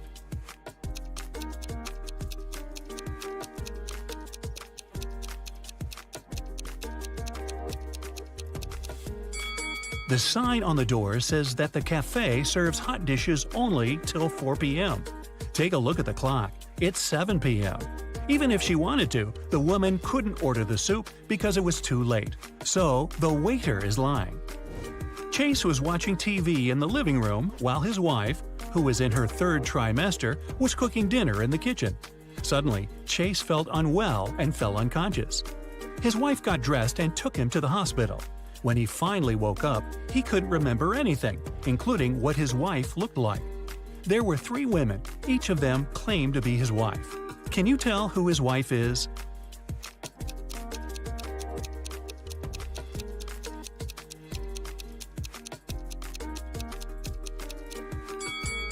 Firstly, his wife was pregnant and was in her 3rd trimester, so she must have a belly. So it isn't the woman on the left who doesn't look pregnant at all. Now look at the shoes of the other 2 women. One of them has her shoes untied. That's because she couldn't lean down and tie them herself, and her unconscious husband couldn't help her. So it seems like she is his real wife. Esme was having a regular walk in the forest. In the evening, she decided to come back home but got lost. She was wandering around until, guess what? She found the witch's house. She walked in, pet the cat, and asked if the witch can send her home. The witch was about to start a frog farm, and she needed Esme's help. If Esme solves it, the witch will let her go. If not, Esme will have to stay forever and work on her frog farm. She got 2 frogs. The number of frogs doubles every day. The seller told her that her little frog pond in the yard would be filled with frogs entirely in 100 days. How many days will it take for the pond to be half filled?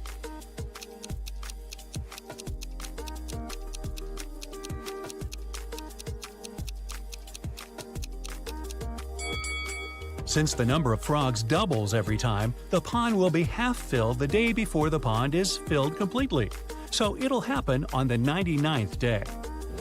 Emery was on the expedition and finally found an old cave where pirates used to leave their treasures. However, there are 4 chests, but only one had the gold. If Emery touches the wrong one, she'll get locked in the cave forever. The first chest said, "The treasure is in chest 2 or chest 4." The second one said, "It's in chest 1 or chest 3." The third chest says, "It's in here." The fourth one said, "It's not in here." However, only one of these statements was true. So which chest should Emery pick?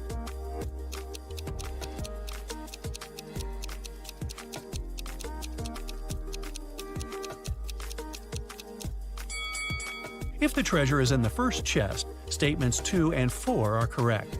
However, there should only be one correct one. If it's in the second chest, the first one and the fourth one are true. If it's in the third chest, then 2 statements are true, the second and third. So Emery should pick the fourth chest.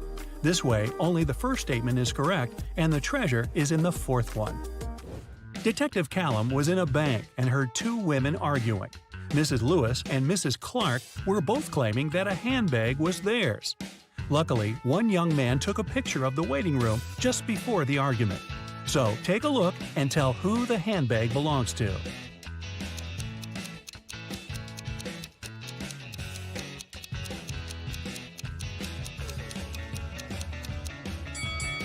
The handbag stands right between the women.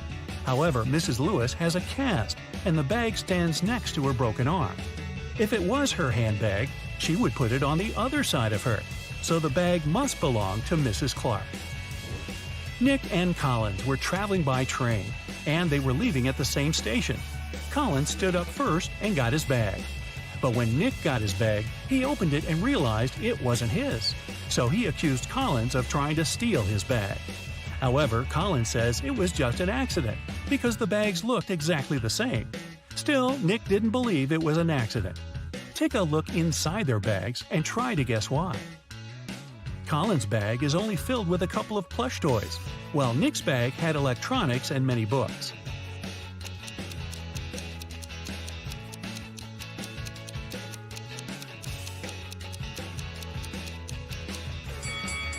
Collins couldn't take Nick's bag by accident because even though they're similar, their weight is too different, and he'd noticed that. In the morning, Mrs. Miller was wrapping Christmas presents for her family. She left to take a shower when she was done, but the gifts were gone when she returned. She went downstairs and asked her family who took the presents, but everyone denied taking them. Her husband said that he was watching TV the whole morning and didn't even get up. Her daughter, Amanda, said that she forgot about the laundry hanging outside last night, so she was out picking it up. Her other daughter, Jane, said that she was in the kitchen eating. Can you tell who lied?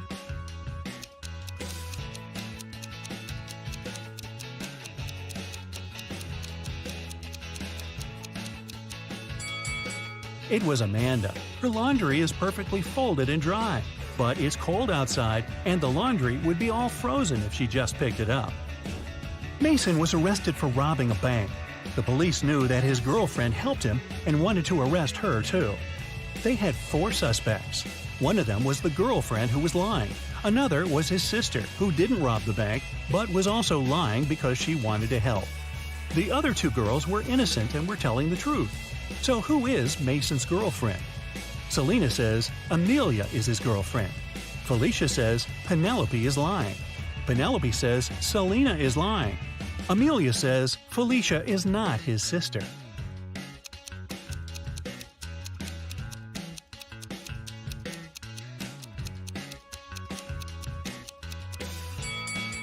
If Selena is telling the truth, Amelia is lying. Then Felicia is his sister who's lying.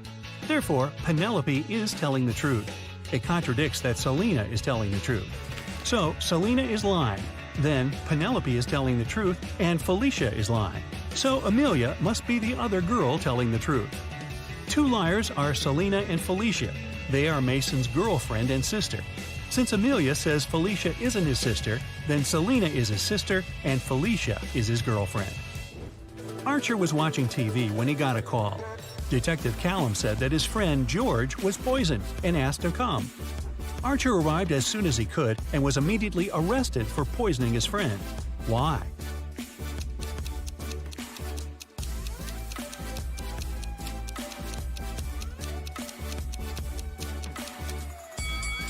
The detective didn't say where exactly to come. Maybe coming to his friend's house could be logical, but they are in some park. How would Archer know where to come if he didn't know what happened? A postman called Detective Callum and said someone needed help and gave the address. The detective arrived and found Mr. Hanks tied to a chair. Mr. Hanks said that he had been sitting there for several hours. Someone broke into his house at night, tied him up, and stole all of his money. His wife was outside the city. When the postman brought the mail in the morning, he asked for help. However, Detective Callum didn't believe the man and said that he staged it. Why didn't he believe Mr. Hanks?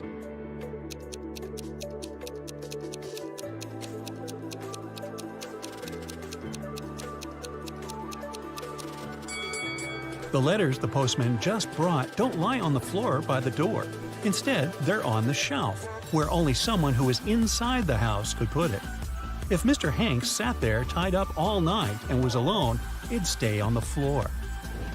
It was Christmas morning in California, and Detective Callum got an anonymous note that someone going to Alaska would hijack the plane and take it to Hawaii.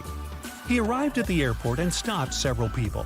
Take a look at them and tell who's planning to hijack the plane.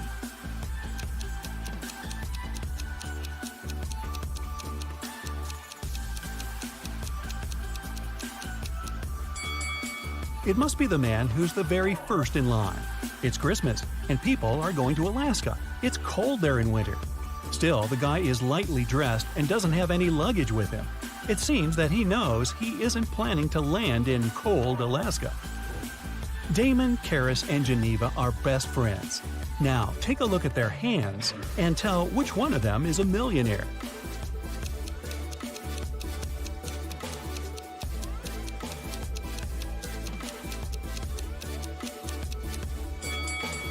Damon has a Versace watch on his wrist, but it must be a fake one. Look, Versace is written with an H. Karis has some gold bracelets, but she has scratched nail polish. Geneva has just one bracelet, but it's Gucci and silver, and her nails look very neat. So I'd say she's a millionaire. Miss Harrelson called the police and reported that someone had broken into her house. When the officers arrived, they found the woman tied up to a chair.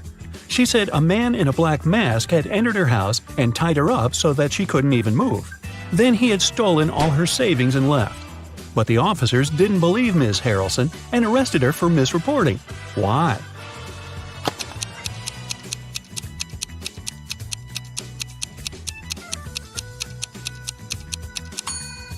If the woman couldn't move, how did she manage to call the police? It was Hazley's birthday. Her parents said that they had a present for her, but she had to find it first. To help the girl, they gave her a note that said, "Where should the girl look for her present?"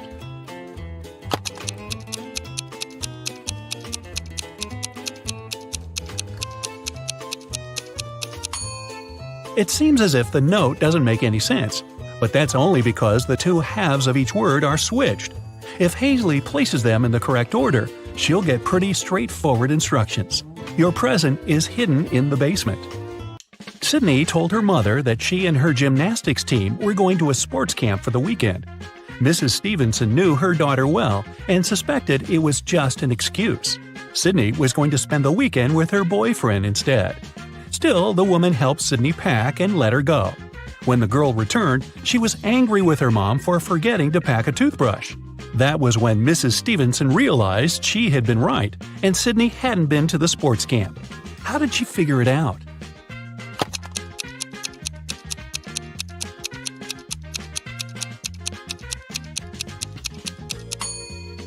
When she packed Sydney's things, she put the toothbrush in the bag with her gymnastics clothing. If her daughter had indeed been to the sports camp, she'd have opened the bag and found the toothbrush. But she didn't, which means she never used that bag. Look at these people who are doing their grocery shopping. One of them has stolen a watermelon. Can you tell who?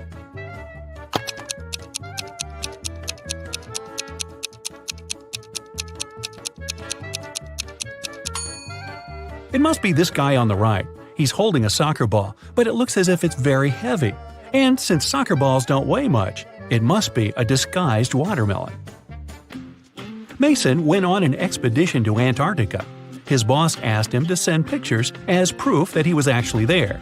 Mason sent pictures every day, but when he returned from the expedition, his boss fired him. Take a closer look at the pictures and try to understand what his boss didn't like.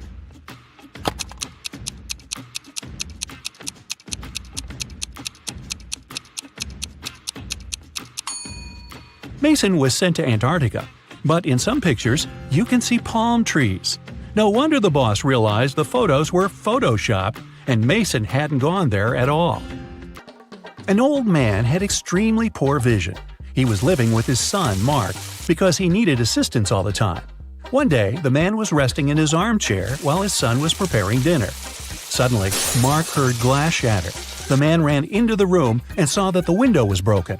He asked what had happened. His father told him that some dark-eyed, dark-haired guy had thrown a stone into the window and shattered it. Then he ran away. But Mark didn't believe his father. Why?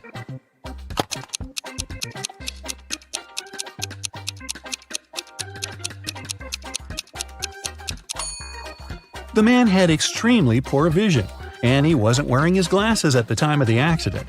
He couldn't see the guy, let alone the color of his hair and eyes.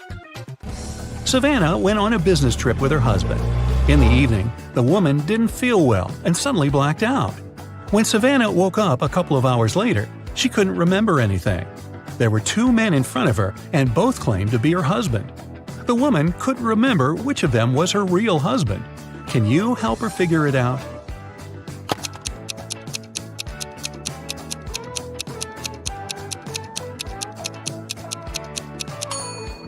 They went to a business meeting. That's why they are both dressed accordingly. The guy in a hoodie doesn't look formal, so her husband must be the other one, the man who's wearing a suit. Now, this girl, Susanna, can't remember who her husband is too. Can you help her?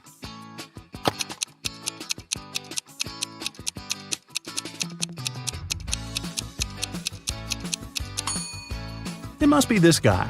Look, he's wearing a ring while the other doesn't seem to be married. Ava's parents, John and Catherine, came to the hospital to pick up the teenager. Can you tell which of these young people is their child?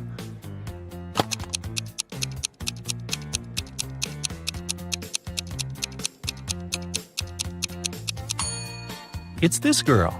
John and Catherine are Ava's parents. Ava is a girl's name, and she's the only girl in the room. Esme was having her usual walk in the forest. By nighttime, she realized she had gotten lost again. She was wandering around until she came across the witch's house. The girl petted the cat, greeted the witch, and asked the woman to send her home. At that time, the witch was participating in a math tournament for witches from all over the world. She really wanted to win and to prove she was the smartest witch out there. There was one last task she couldn't solve. The witch promised that if Esme helped her, she'd let her go home. If not, Esme would have to stay with the witch forever. Here's the task. Make 3 identical squares by moving only 3 matches.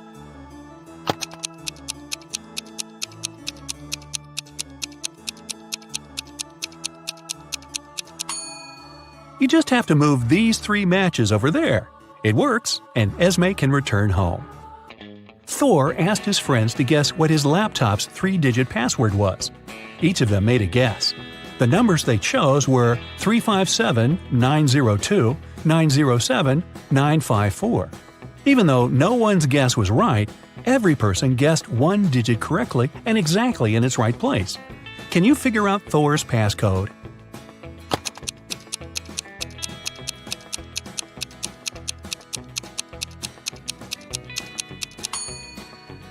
Since just one of them guessed 1 digit correctly, the first digit can't be 9. In this case, 3 people would have guessed it right, and there wouldn't be enough people to guess the third digit.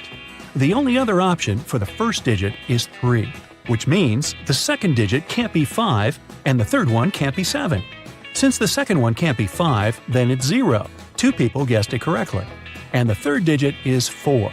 If it was 2, it would mean someone guessed 2 digits correctly, 0 and 2. But that's not true. So, Thor's code is 304. students were divided into two teams to do one task. Storm, Dean, and Brooke were in Team Yellow. Elsie, Emma, and Veda were in Team Purple. Following the same logic, what group does Lexi belong to?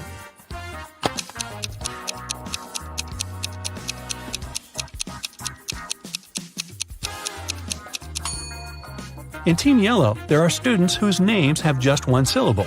In Team Purple, there are students with the names that consist of two syllables.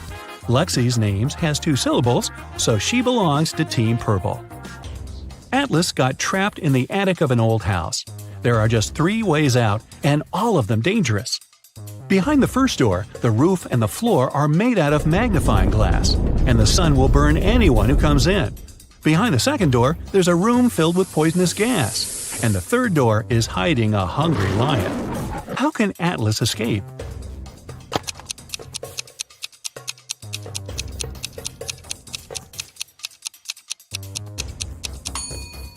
He should wait until it's night. The sun will set, and the guy will safely walk through the first door. Now, take a look at Iris and her close friends, Max, Ginny, Josh, and Ren. Who's her partner?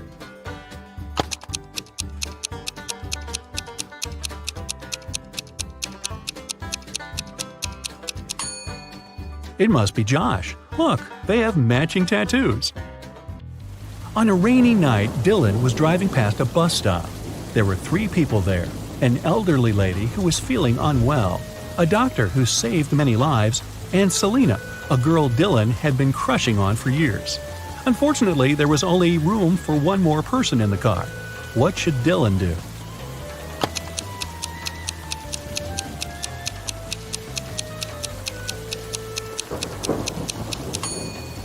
He should give his car to the doctor, who would take the elderly lady and drive her to the hospital.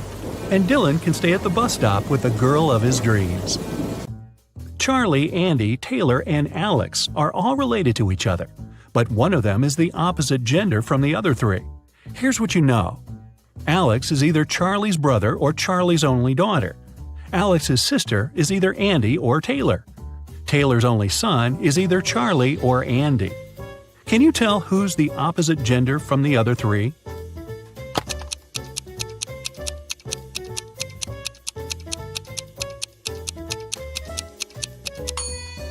If Alex is Charlie's only daughter, then Alex cannot have a sister. It means that Alex is Charlie's brother. If Alex's sister is Andy, then Andy's a girl.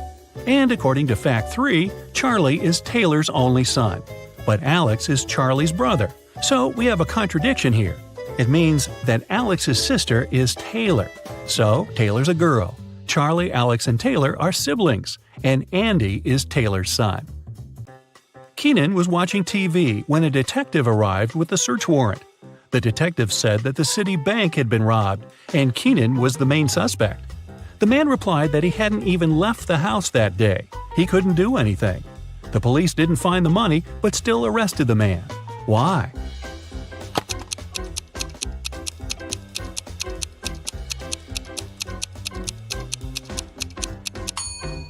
Keenan said he hadn't left the house, but take a look at the calendar and the grocery store receipt. The dates are the same. It means Keenan at least did some grocery shopping and lied about not leaving the house. Who is wanted?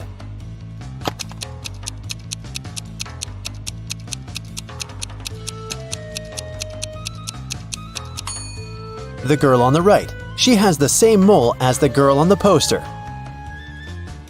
Who is an identity thief?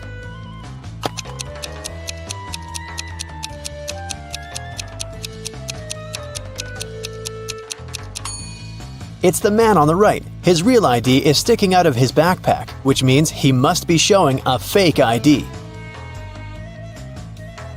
Who is an imposter?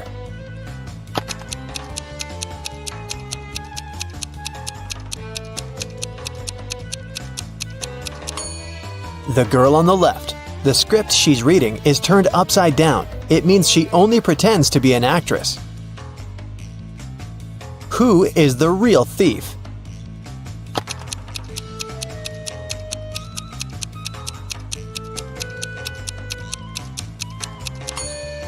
Both of these men are thieves. While one man is distracting the girl, the other is preparing to steal her phone. The last will of Mr. Wilson, a rich businessman, got stolen. There were 5 people in the house at that moment: Mr. Wilson's wife, their cook, butler, maid, and gardener. They all told the detective what they'd been doing that evening. Mrs. Wilson was sitting by the fireplace embroidering. The cook was making breakfast. The butler was supervising several workers in the living room. The maid was sweeping the floors in the hallway. The gardener was watering the plants in the greenhouse. Right after this conversation, the detective arrested the thief. Who is the culprit? And how'd the detective figure it out?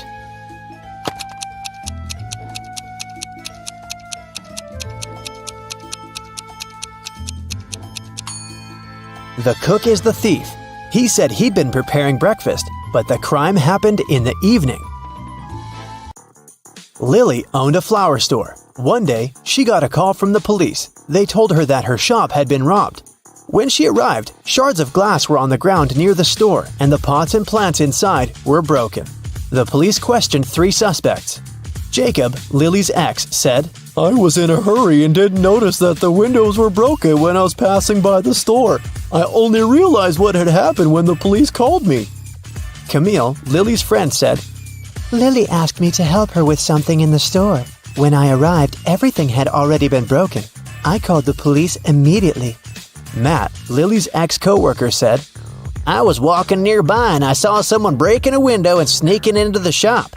I left my phone at home, so I ran to the police station." Can you guess who's lying?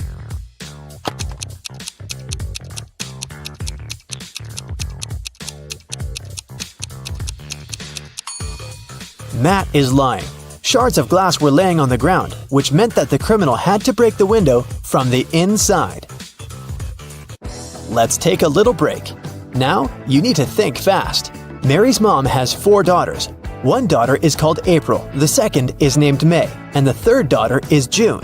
What's the 4th daughter's name?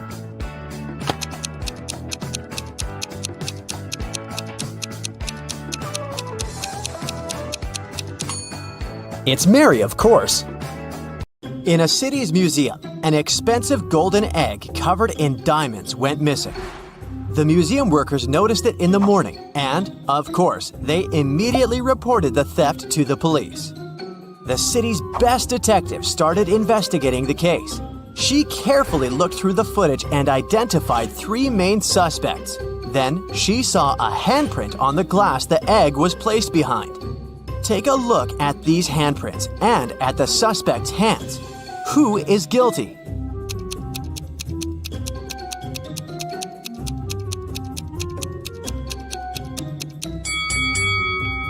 It's this person right here. Look, the prints of the fingers aren't full because something came in the way. This person is wearing rings right there, so it's their print. In a little town, someone stole an expensive silver collar for a cat, covered in diamonds and precious gems. The shop's owner called the police, and the investigation started. There were 3 suspects. Mr. Johnson said, "I came to look for earrings for my daughter's birthday. We don't have any pets." Mrs. Martin said, "I got a bracelet for myself. I didn't steal anything." Mrs. Tanner said, "I have no idea what you're talking about."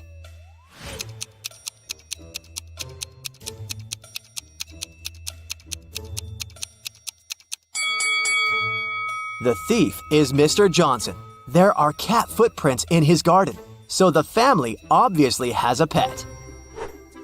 There was a robber in the city, and no one could catch him for several months. After another incident, the police saw the robber entering a hospital.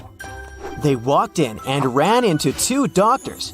Which one of them is fake and is actually the robber?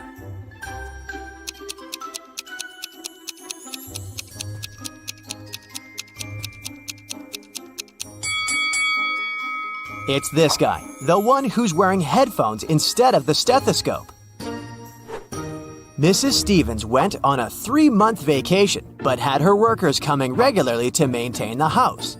When she returned, she realized that one of the workers was skipping quite a bit of work once in a while, going on an unplanned vacation themselves.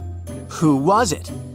A gardener who takes care of the outside garden, a housekeeper who takes care of everything in the house, or a painter who is coming to paint her house.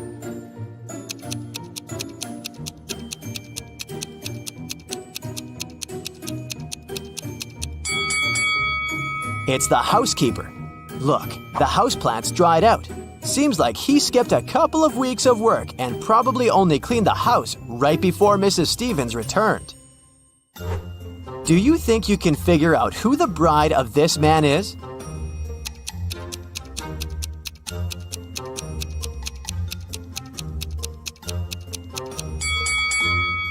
It's this woman right here. Look, she has the same tattoo as this guy. A small city's police got a message that monsters silently flooded the town and now live among humans.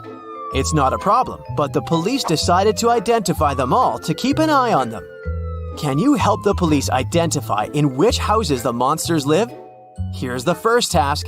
You see two houses and a vampire lives in one of them. Which one?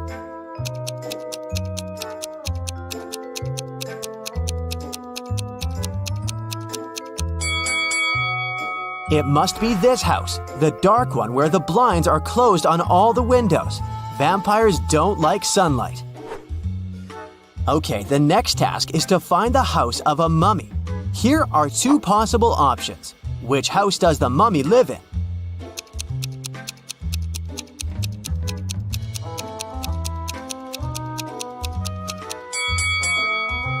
This one. Look, there are bandages around the house.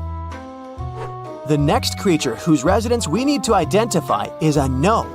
Take a look inside two houses. Can you tell where the gnome lives?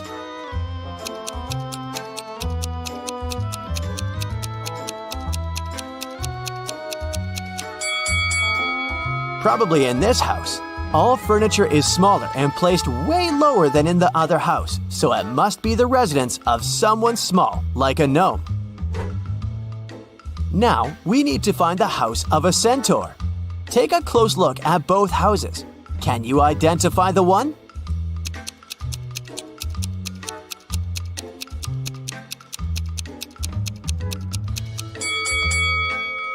This one right here. See, there are horse prints on the pathways to the house. The last one. A real witch lives in one of these houses. Can you tell where you're most likely to be bewitched?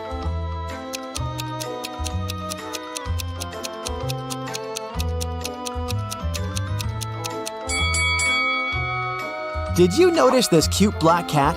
That's a famous witch sidekick, so my bet is on this house. On a cold January night, Delaney was found unconscious in the cloakroom when her best friend Jane came looking for her. She was at a house party with a bunch of college students. The police interrogated several students, asking where they were around the time of the accident. Allison said, "I was upstairs all the time, dancing with my friends." Liam said, "I went to a kiosk to pick up some candy for my girlfriend. There were only drinks and chips." Oliver said, "I was talking to a girl. She seems to like me." Who should have been taken to the police station?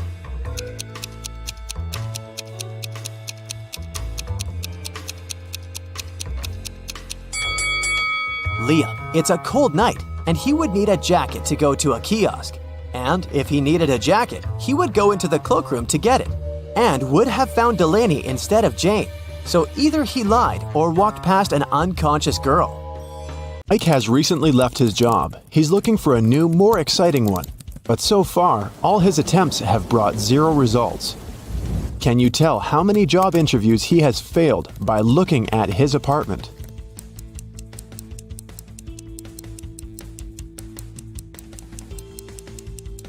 Take a look at this schedule on the wall. In the previous month, Mike marked all working days with green color, and the weekends were red. At that time, he most likely still had his job. And the current month has 6 stickers with the letter I. Ike has most likely attended 6 interviews. Mike was losing hope when he found a weird letter in his mailbox. An elegant little note said, "If you manage to figure out our phone number, call us." will offer you a dream job. Can you help Mike see the number?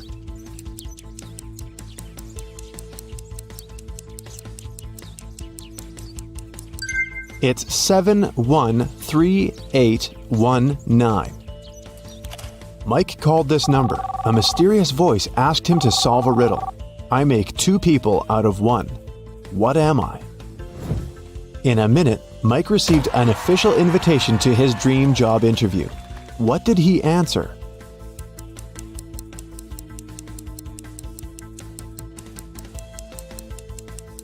A mirror. When Mike arrived at the meeting location, he found a large, gloomy building in the middle of nowhere. The door slammed shut behind the guy's back as soon as he got inside. Mike found himself in a hallway with 3 doors. He noticed a boat, an insect spray, and an astronaut suit on the floor. The same mysterious voice said, "You can choose only 1 tool and 1 door. Good luck." There are venomous spiders behind the first door. A hungry lion is waiting behind the second door. And finally, there's a swamp emitting toxic fumes behind the third door. What should Mike choose to pass this test and stay alive?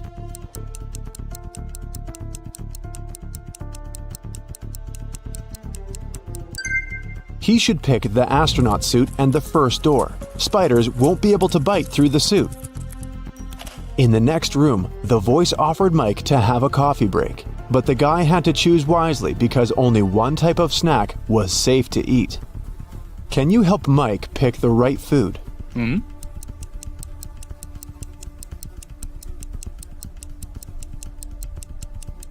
There are human nails in the cupcakes and cockroaches in these chips. The color of the meat in this burger is very suspicious. This sushi set looks rather edible, but its smell attracts too many flies. Mike should choose these donuts. They look fresh and appetizing. The cafeteria was filled with people. The voice told Mike to find a thief among them. Can you help Mike get some bonuses for his attentiveness?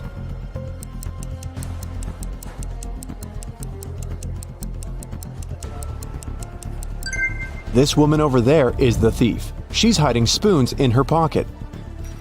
After lunch, Mike headed for the next room, but before the guy got inside, he had to solve a riddle to open the door. Some will use me, others will not. Some remember me, others forget.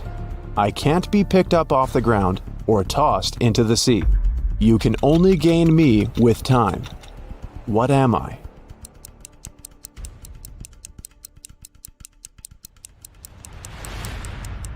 The correct answer is knowledge. Mike entered a beautiful party hall filled with people in costumes and masks. The voice told Mike to go find 1 ghost, 1 zombie, and 1 thief among these people. Look at this crowd very attentively. Can you see them?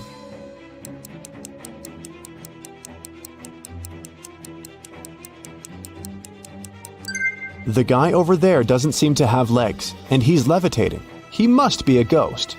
Look at this woman's food. Only zombies would eat that. And the woman over there is the thief.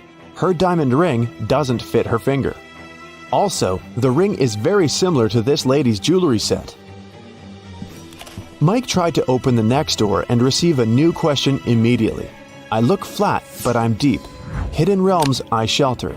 Lives I take, but food I offer. At times I am beautiful. I can be calm, angry, and turbulent. I have no heart, but I offer pleasure and freedom. No man can own me, yet I encompass what all men must have. What am I? Mike solved this riddle and entered the next room. Have you figured out the answer too?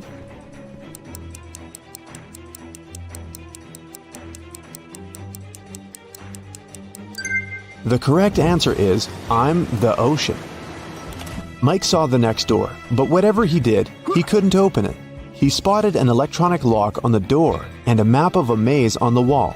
The voice said that Mike must solve the riddle to open the door. Can you help?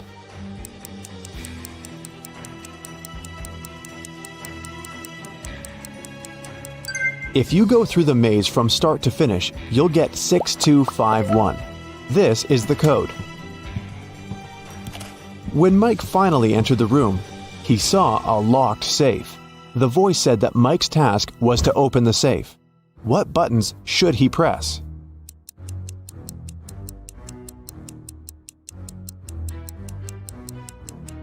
The puzzles present 3 colors: pink, white, and brown. Mike pressed the correct buttons and unlocked the safe, but he only found one small coin inside. The next room was empty, except for an old vending machine in the corner. Mike came closer and noticed a small key inside the machine. Suddenly, the walls began to move. The room was getting smaller and smaller. The voice told Mike to be careful because the vending machine was broken. Some wires were torn and mixed up. Which button should Mike press to get the key out and get out of the room before it's too late?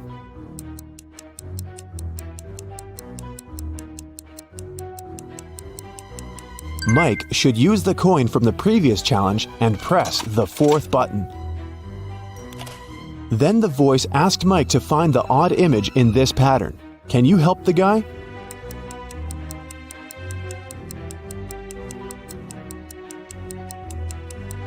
The couple over there is different.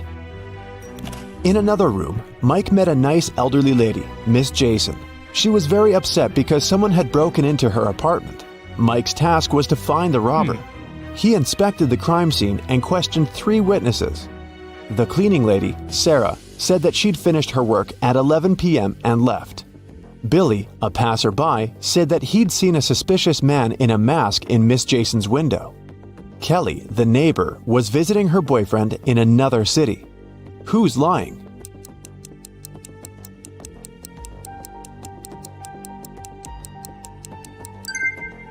Billy. He's a passerby and just met Miss Jason. Then how come he knows which window is hers? It got very dark outside, but Mike's weird quest continued. He entered a jewelry store and its owner explained the guy his next task. Someone had broken into the store and taken the most expensive diamond jewelry. But luckily, the robber left their fingerprints on the shards of broken glass. There are 3 suspects: a werewolf, an elf, and a zombie. Can you help Mike find the real robber?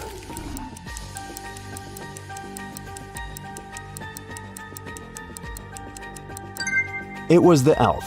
He's the only creature among them with human-like fingerprints. Another door led Mike into a creepy lab.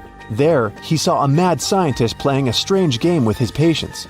He asked them to choose between 2 pills. One of them was a harmless capsule with vitamins, while the other one was a sleeping pill. Somehow, the scientist managed to get the harmless pill every time he played this game, and his opponents always fell asleep. How was this possible? And what should Mike do to pass this test?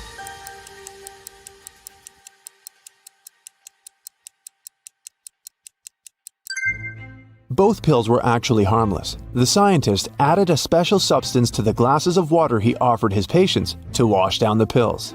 So, to stay awake, Mike should switch the glasses or simply refuse to drink any water. The next door was locked, but Mike saw 6 buttons with the images of a candle, fire, gloves, scissors, an apple, and a light bulb. The voice said, "I was carried into a dark room and set on fire. I wept, and then my head was cut off. What am I?" 1 minute later, Mike was already walking towards his next challenge. What button did he press to open the door?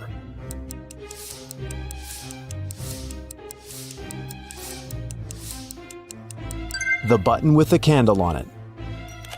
Suddenly the lights went out. Mike slipped and fell into a swimming pool. Someone turned the light on again and Mike saw 3 identical ladies in the pool. All 3 of them looked like ordinary women and claimed to be human.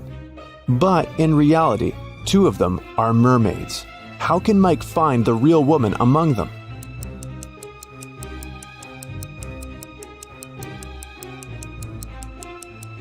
He can dive and find the one without a tail. The mermaids told Mike that they wouldn't let him out of the pool until he solved another riddle. I'm so fast you can't see me, although everyone else can see straight through me. I'm with you until your last breath. What am I? Can you help Mike solve this riddle and escape?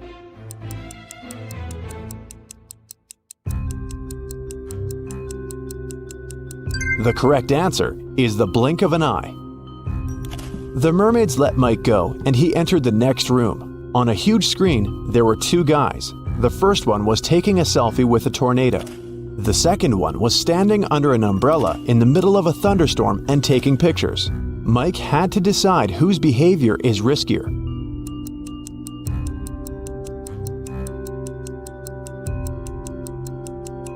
The tornado is very close, therefore, the first guy is in greater danger.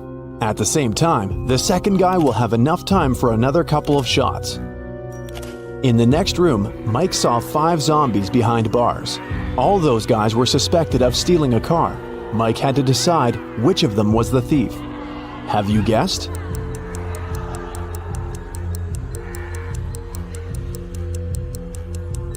The guy on the left is sweating a lot, and zombies don't sweat and don't drive cars. He must be the thief. He's just wearing zombie makeup. Mike entered a kitchen. His task was to decide how many people lived in the house. Can you guess?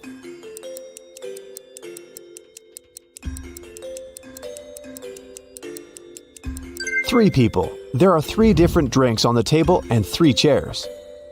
Now look at this bathroom. How many people live in this apartment?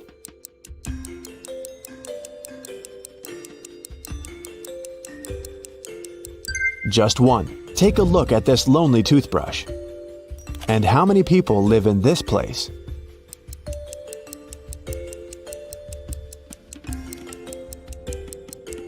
Two people. Look at the family portrait.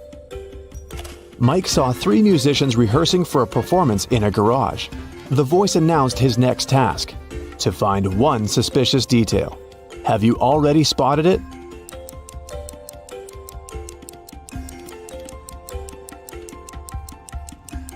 There's something wrong with this fire extinguisher. Finally, Mike found himself in an ordinary street. The voice said they had only one last question. What's the time? Mike had to choose between 3 options: 7 a.m., 3 p.m., or 11 a.m. Can you help Mike figure out the right time?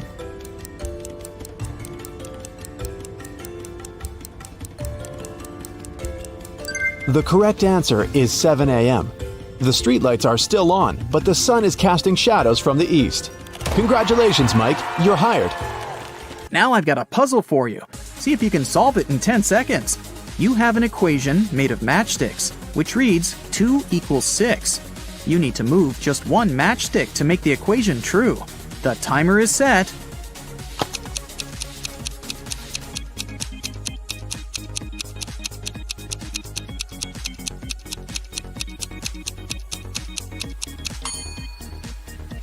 Again, this is a puzzle, so there's no conventional solution to it.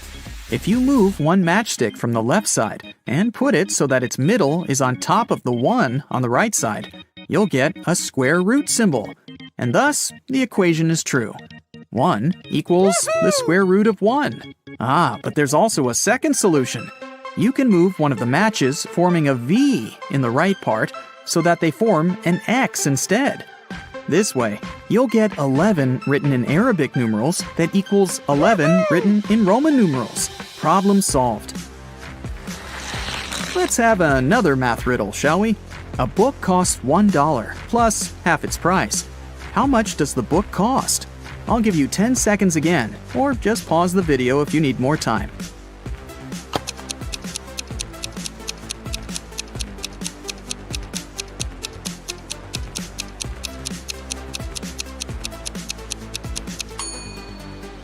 To solve this riddle, you need to build an equation where B is the cost of the book, and you have to find it.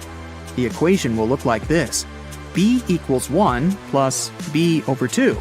Because to find B, you need to add 1 and half the B. To make it simple, let's write B as B over 2 plus B over 2 in the left side, getting B over 2 plus B over 2 equals 1 plus B over 2. Now we can transfer B over 2 from the right side over to the left and get B over 2 plus B over 2 minus B over 2 equals 1. Subtracting B over 2 from itself leaves us with B over 2 equals 1. So the only thing left to do is multiply 1 by 2, and you'll get B. The answer is B equals 2. Now, if you solve this puzzle on your own, you just might get to Oxford University. In the finals of a logical game, 2 players are contesting for the prize. The prize itself is placed under one of 5 objects you can see on the screen. Sheila was privately told the shape of the object under which the prize was hidden.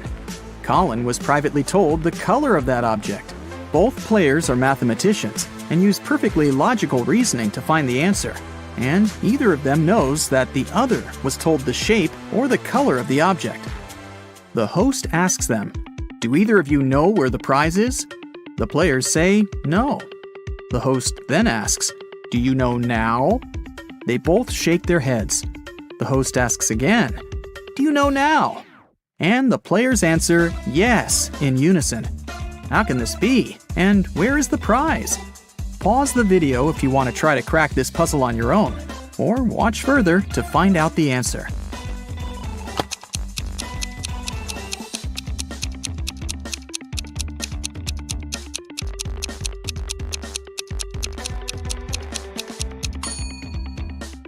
So Sheila was told the shape of the object. So for her, it would be either the red or green triangle, either the green or purple circle, or the only square there is, the red one.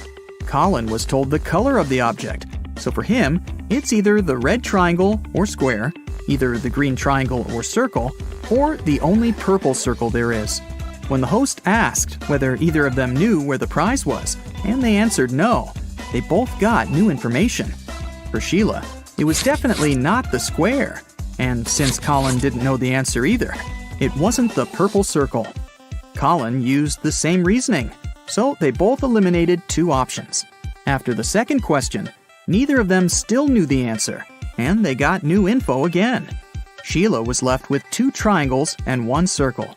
She knew the shape of the object, so if she still didn't know where the prize was, it couldn't be the circle. And Colin was left with 2 green and 1 red shape.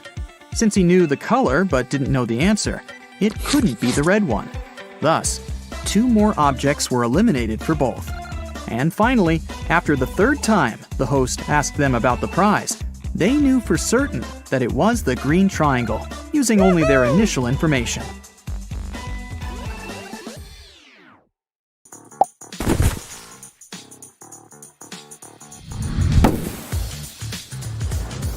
Wow, Bella landed in New York with very ambitious career goals. There were many options to get from the airport to the center of the city, but Bella decided to save money and go by bus. She had to purchase a ticket for $10, but a handsome guy popped out of nowhere and offered her a better deal. "Hey, my plans have changed and I don't need my bus ticket anymore. Want to buy it for $6? Bella agreed and gave him $6. It was a big mistake. Why?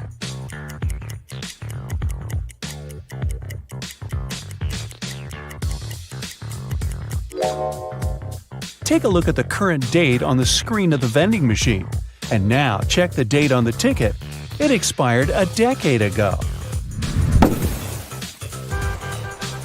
Finally, Bella arrived in Manhattan and found her hostel. She had booked a bed in a dormitory room. Bella had to share it with 3 other women. She left her backpack on her bed and went to take a shower.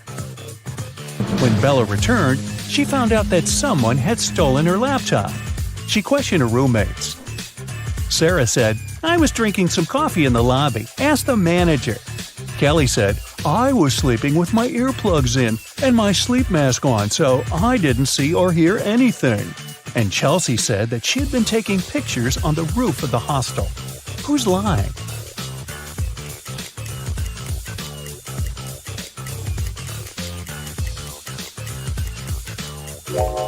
Chelsea. Do you see the sign? The hostel rules strictly prohibit guests from going up to the roof. In the evening, at around 8 p.m., Bella got very hungry. She went out to get some food. She found a cozy restaurant. As soon as Bella entered, she witnessed a heated argument between a waiter and a customer. The customer claimed to have ordered tomato soup, and the waiter claimed that he'd only ordered hot chocolate. Bella realized which of them was lying right away. What about you?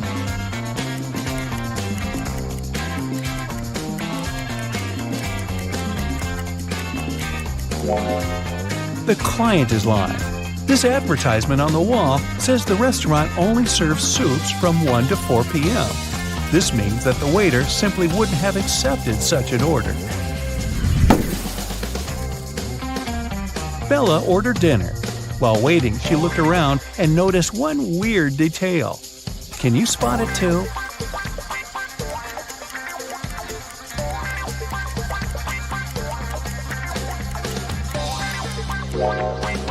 This guy is using tree leaves instead of money to pay for his meal.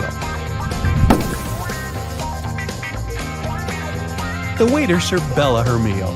She was about to start eating when two ladies began arguing about their VIP reservation. Julia claimed that she had reserved the VIP room in advance to celebrate her wedding anniversary. And Letitia said, "No way! It's my birthday party tonight. I called the manager yesterday and he promised me the VIP room." The manager said, "Ladies, I'm so sorry, but the booking system crashed and deleted both of your reservations. The VIP room is unavailable today. Can I do anything else for you?" Who's lying here?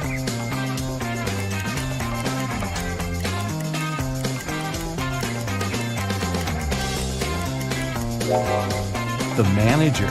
Take a look at the screen. Julia's reservation is still there. He lied because Letitia had given him huge tips to get the VIP room without any reservation. See?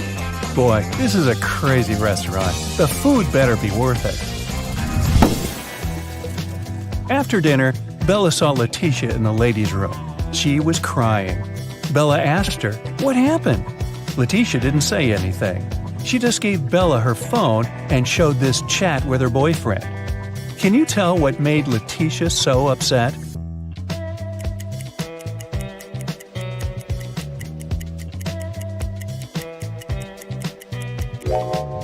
Her boyfriend didn't come to her birthday party. Even worse, he lied that his mom was ill to visit a pool party. Take a look at the reflection in his sunglasses. It seems that he's having fun.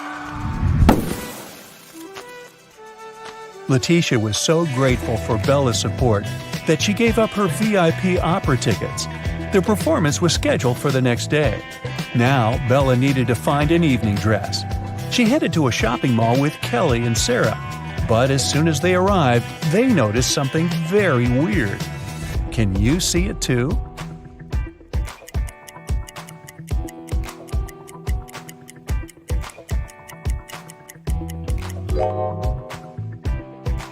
This mannequin has 3 arms. Can you spot what's wrong here?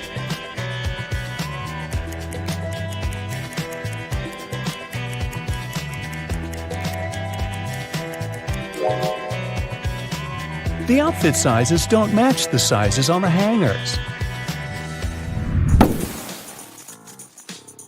What about the dressing room? Any odd details?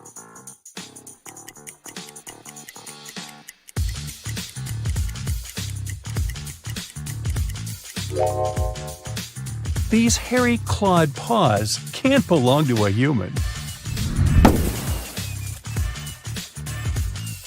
Finally, Bella found a beautiful evening gown for the opera, but it cost $97. Bella couldn't afford it, so she borrowed $50 from Kelly and $50 from Sarah, which equaled $100. She bought the dress and got $3 of change. Bella gave $1 to Kelly and $1 to Sarah and kept the last dollar for herself. So now, Bella owes $49 to Kelly and $49 to Sarah, which equals $98. If we add the dollar that Bella took, we'll get $99. But then, $1 is missing. Where is it?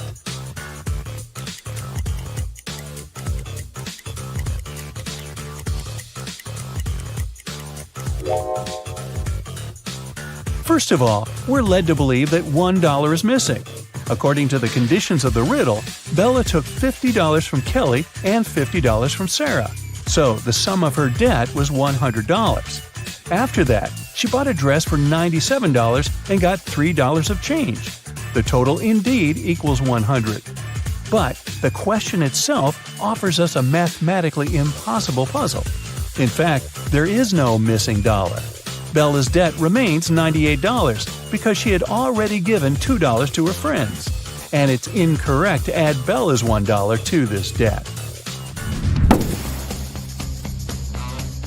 Next, Bella decided to visit a hairdresser.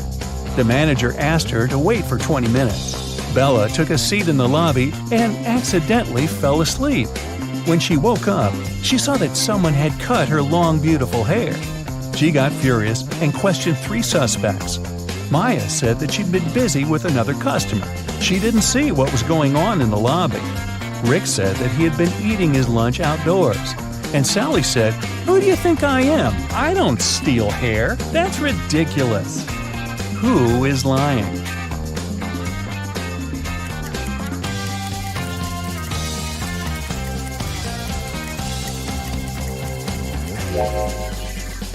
Both Maya and Sally have some cut hair on their clothes, but that doesn't prove their guilt. But Rick's lunchbox is full of food, which means that he was busy with something else during his lunch break. Very suspicious. Bella's evening dress was too long and classy. She couldn't go to the concert hall by subway. So the hostel manager, Fred, offered Bella to give her a ride if she cracked his tricky riddle. I have no neck and no head. 2 arms, but no hands. I'm with you at school, I'm with you at work. What am I?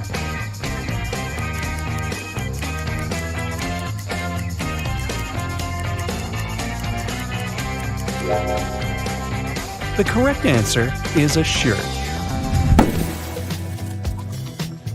During a break, Bella went outside to get some fresh air. She enjoyed the evening along with other guests. Suddenly, a street dealer offered Bella a diamond necklace for $20. She agreed right away and put the necklace on. Soon, 3 guests came over to Bella to claim the necklace. Pam said, "How dare you? This necklace has been in my family for ages. I lost it in the ladies' room." Diana said, "This piece looks very similar to my necklace. Someone stole it as I was moving through the crowd today. In any case, my jewelry collection is insured." And Sheila said, "I noticed that the necklace was gone after visiting the buffet on the 6th floor. Can you help Bella return the necklace to its real owner?"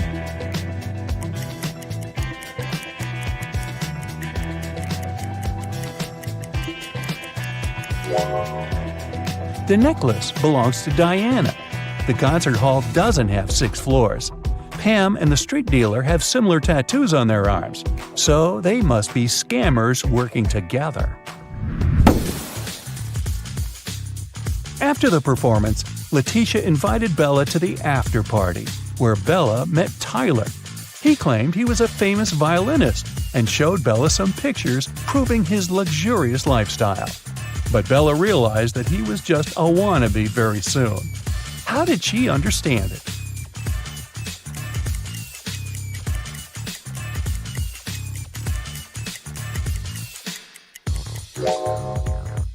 Take a look at the trees in this picture.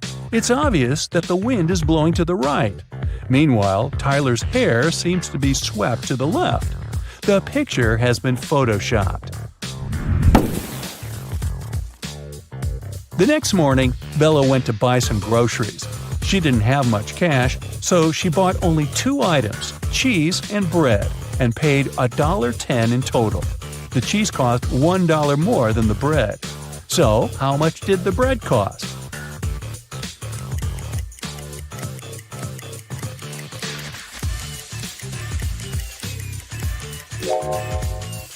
The most obvious answer would be that the bread cost 10 cents. But if the bread cost 10 cents and the price of the cheese was $1 higher than that of the bread, the cheese would cost $1.10. And the total, in this case, would be $1.20. The correct answer is that the bread costs 5 cents and the cheese costs $1.05. This indeed makes a total of $1.10. Does that make sense? Sense? After breakfast, Bella went to a job interview. The HR manager asked her to solve this riddle. She wanted to see how quick-witted Bella was. I am the only place in the world where today comes before yesterday. What am I? Bella cracked this riddle easily. What about you?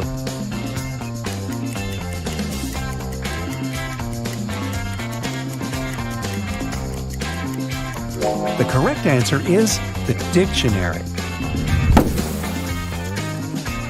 Bella got a job as a train conductor. On her first day at work, she entered a rail car to check the passengers' tickets. There were only 3 people inside, and only 2 of them were human. Can you tell who's not human?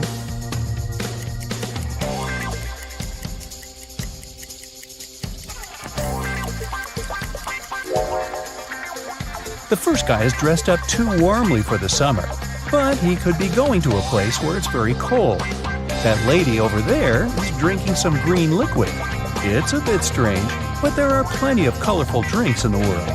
As for this guy in the middle, he doesn't cast a shadow, so he's not human. Meg was working hard all morning. She decided to have a lunch break and headed to the parking lot. But when Meg approached her car, she faced an unpleasant surprise. Someone had poured blue paint all over the vehicle. Meg found 3 witnesses and questioned them. Lily, the company's designer, said she'd been eating her taco on the office balcony when it happened. The financial director, Chuck, had a long business call with investors. And Sheila, the cleaner, said, "I've been cleaning the toilet all morning." One of the guys is a liar. Can you guess who?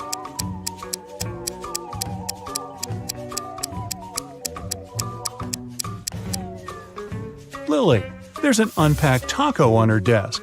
Also, her hands are stained with blue paint. Yeah, that's a pretty big clue there. Meg's best friend, Rosie, invited her to a birthday party. In the evening, Meg went to the kitchen and saw Rosie unconscious on the floor. She called the police and they arrived very quickly. There are 5 people in the house. Their names are Peter, Kelly, Dan, Phil, and Donna. Each one is a close friend of Rosie. Officers searched the space and found these 3 numbers on the floor. Rosie wrote them with her lipstick before passing out. After seeing this clue, officers arrested one of the guests. Can you guess who?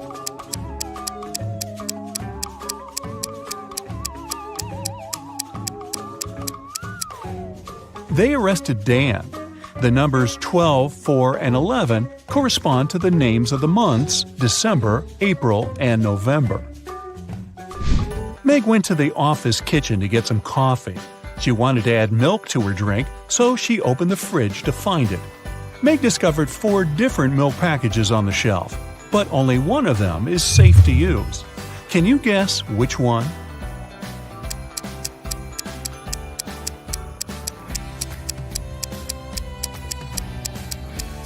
The first milk is very swollen, which means it has turned sour. A note on the second package says, "Stay away." And the 4th milk is ancient. It expired in 1995. So Meg should choose the 3rd milk, and maybe someone should clean out the office fridge. Nina purchased a pair of shoes and gave Tom a $100 bill. The price of these shoes is $30, but Tom didn't have enough change. So he brought the $100 bill to the neighboring shop and asked his friend Sam to change the bill. Then Tom returned to the shoe shop and gave Nina $70. Nina took the change and the shoes and left. Later that day, Sam brought the $100 banknote back to Tom. He said, "This bill is fake. Give me back my money." Tom had to use his own money to return his debt to Sam. So, how much money did Tom lose?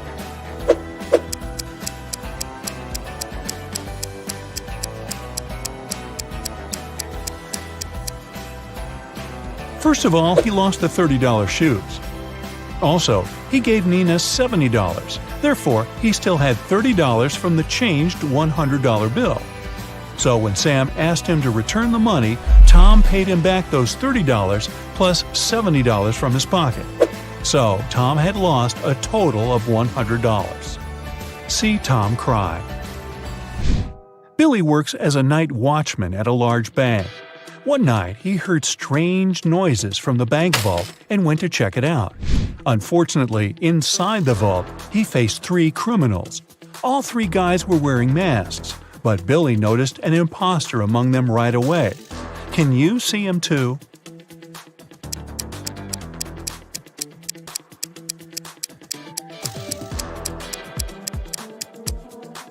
The guy on the right doesn't have gloves. This way, he would have left his fingerprints all over the place.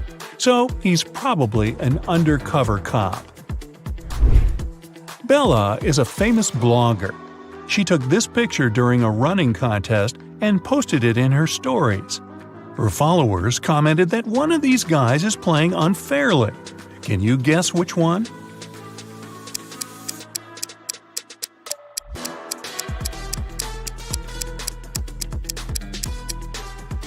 The person on the right isn't sweating at all.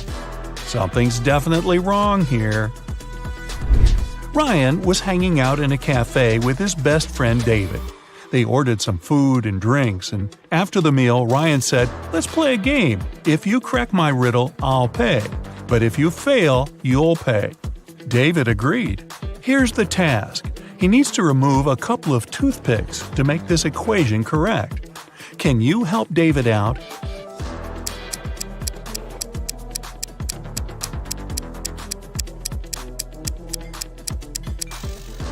Here's the solution. Ms. Green is a college teacher.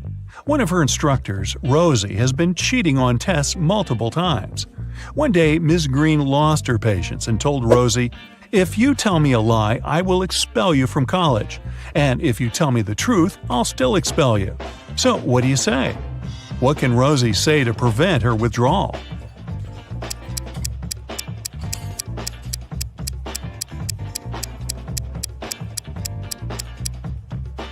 She should say, "I am telling lies." This phrase will create a paradox because it can't be a lie and truth at the same time. Jane was performing in a singing contest in a famous concert hall. Her singing was very good and she made the judges cry. But suddenly, all the lights went down. Someone turned off the electricity in the entire building. The contest manager questioned 3 suspects. Jane's rival singer, Tilda, said, "I was visiting a coffee shop on the 7th floor when suddenly it became very dark. I had to use a flashlight on my phone to get out." Sarah, the cleaning lady, said, "I was washing the windows far away from the electrical panels." And Frank, the guard, said, "I'm so sorry, I didn't look at the security cameras because I had a personal emergency call." Who's lying?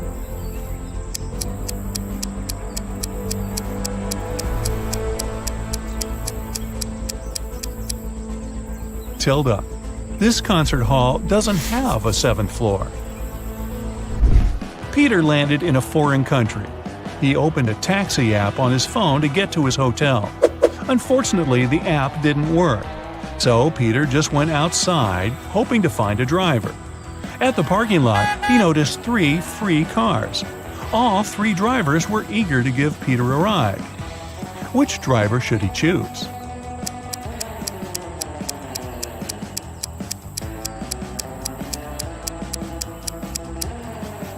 Look at the first taxi. There's a puddle of oil under this car. Probably not the safest option. As for the third car, it only has 3 wheels. So, Peter should pick the second driver. Alex is an adventurous traveler. One day, he was walking alone in the jungle and got caught in a trap. Now he's hanging on a tree tied upside down. The rope is anchored in the ground. There's a candle burning below the rope. Very soon, the rope will burn away. Also, there's a hungry tiger under the tree waiting for Alex to fall. Now, what would you suggest to help Alex survive in this difficult situation?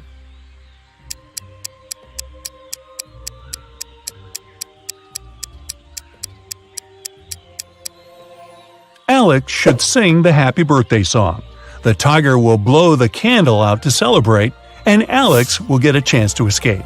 Now, don't complain to me, I just read these off the script. Mia came home from work late at night as usual. She lives with 3 roommates. When Mia entered her bedroom, she noticed someone had stained her favorite carpet. Mia got furious and questioned her roommates. Jessica said, "That's not my fault. I've spent all day chilling in my boyfriend's house." Helen replied, "Today I entered your room only once to bring clean laundry. The carpet was okay." And Fiona said, "I haven't been to your room for ages. I studied in the library all day." Can you guess who stained the carpet?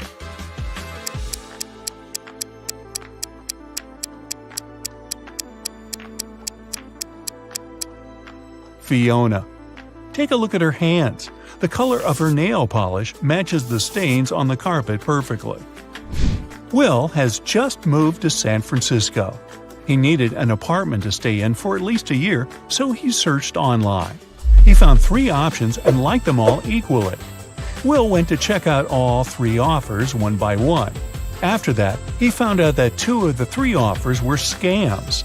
What about you? Can you see anything suspicious in these advertisements?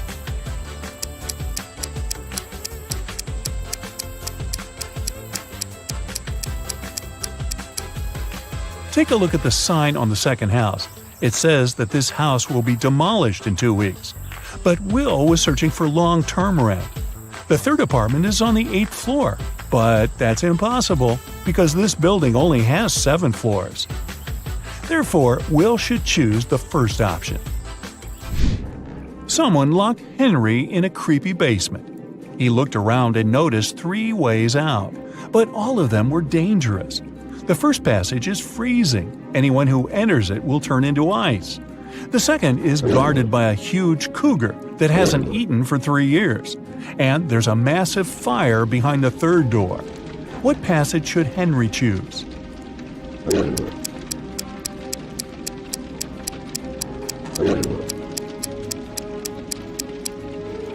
The second one. The animal hasn't eaten for 3 years, so it's not dangerous anymore.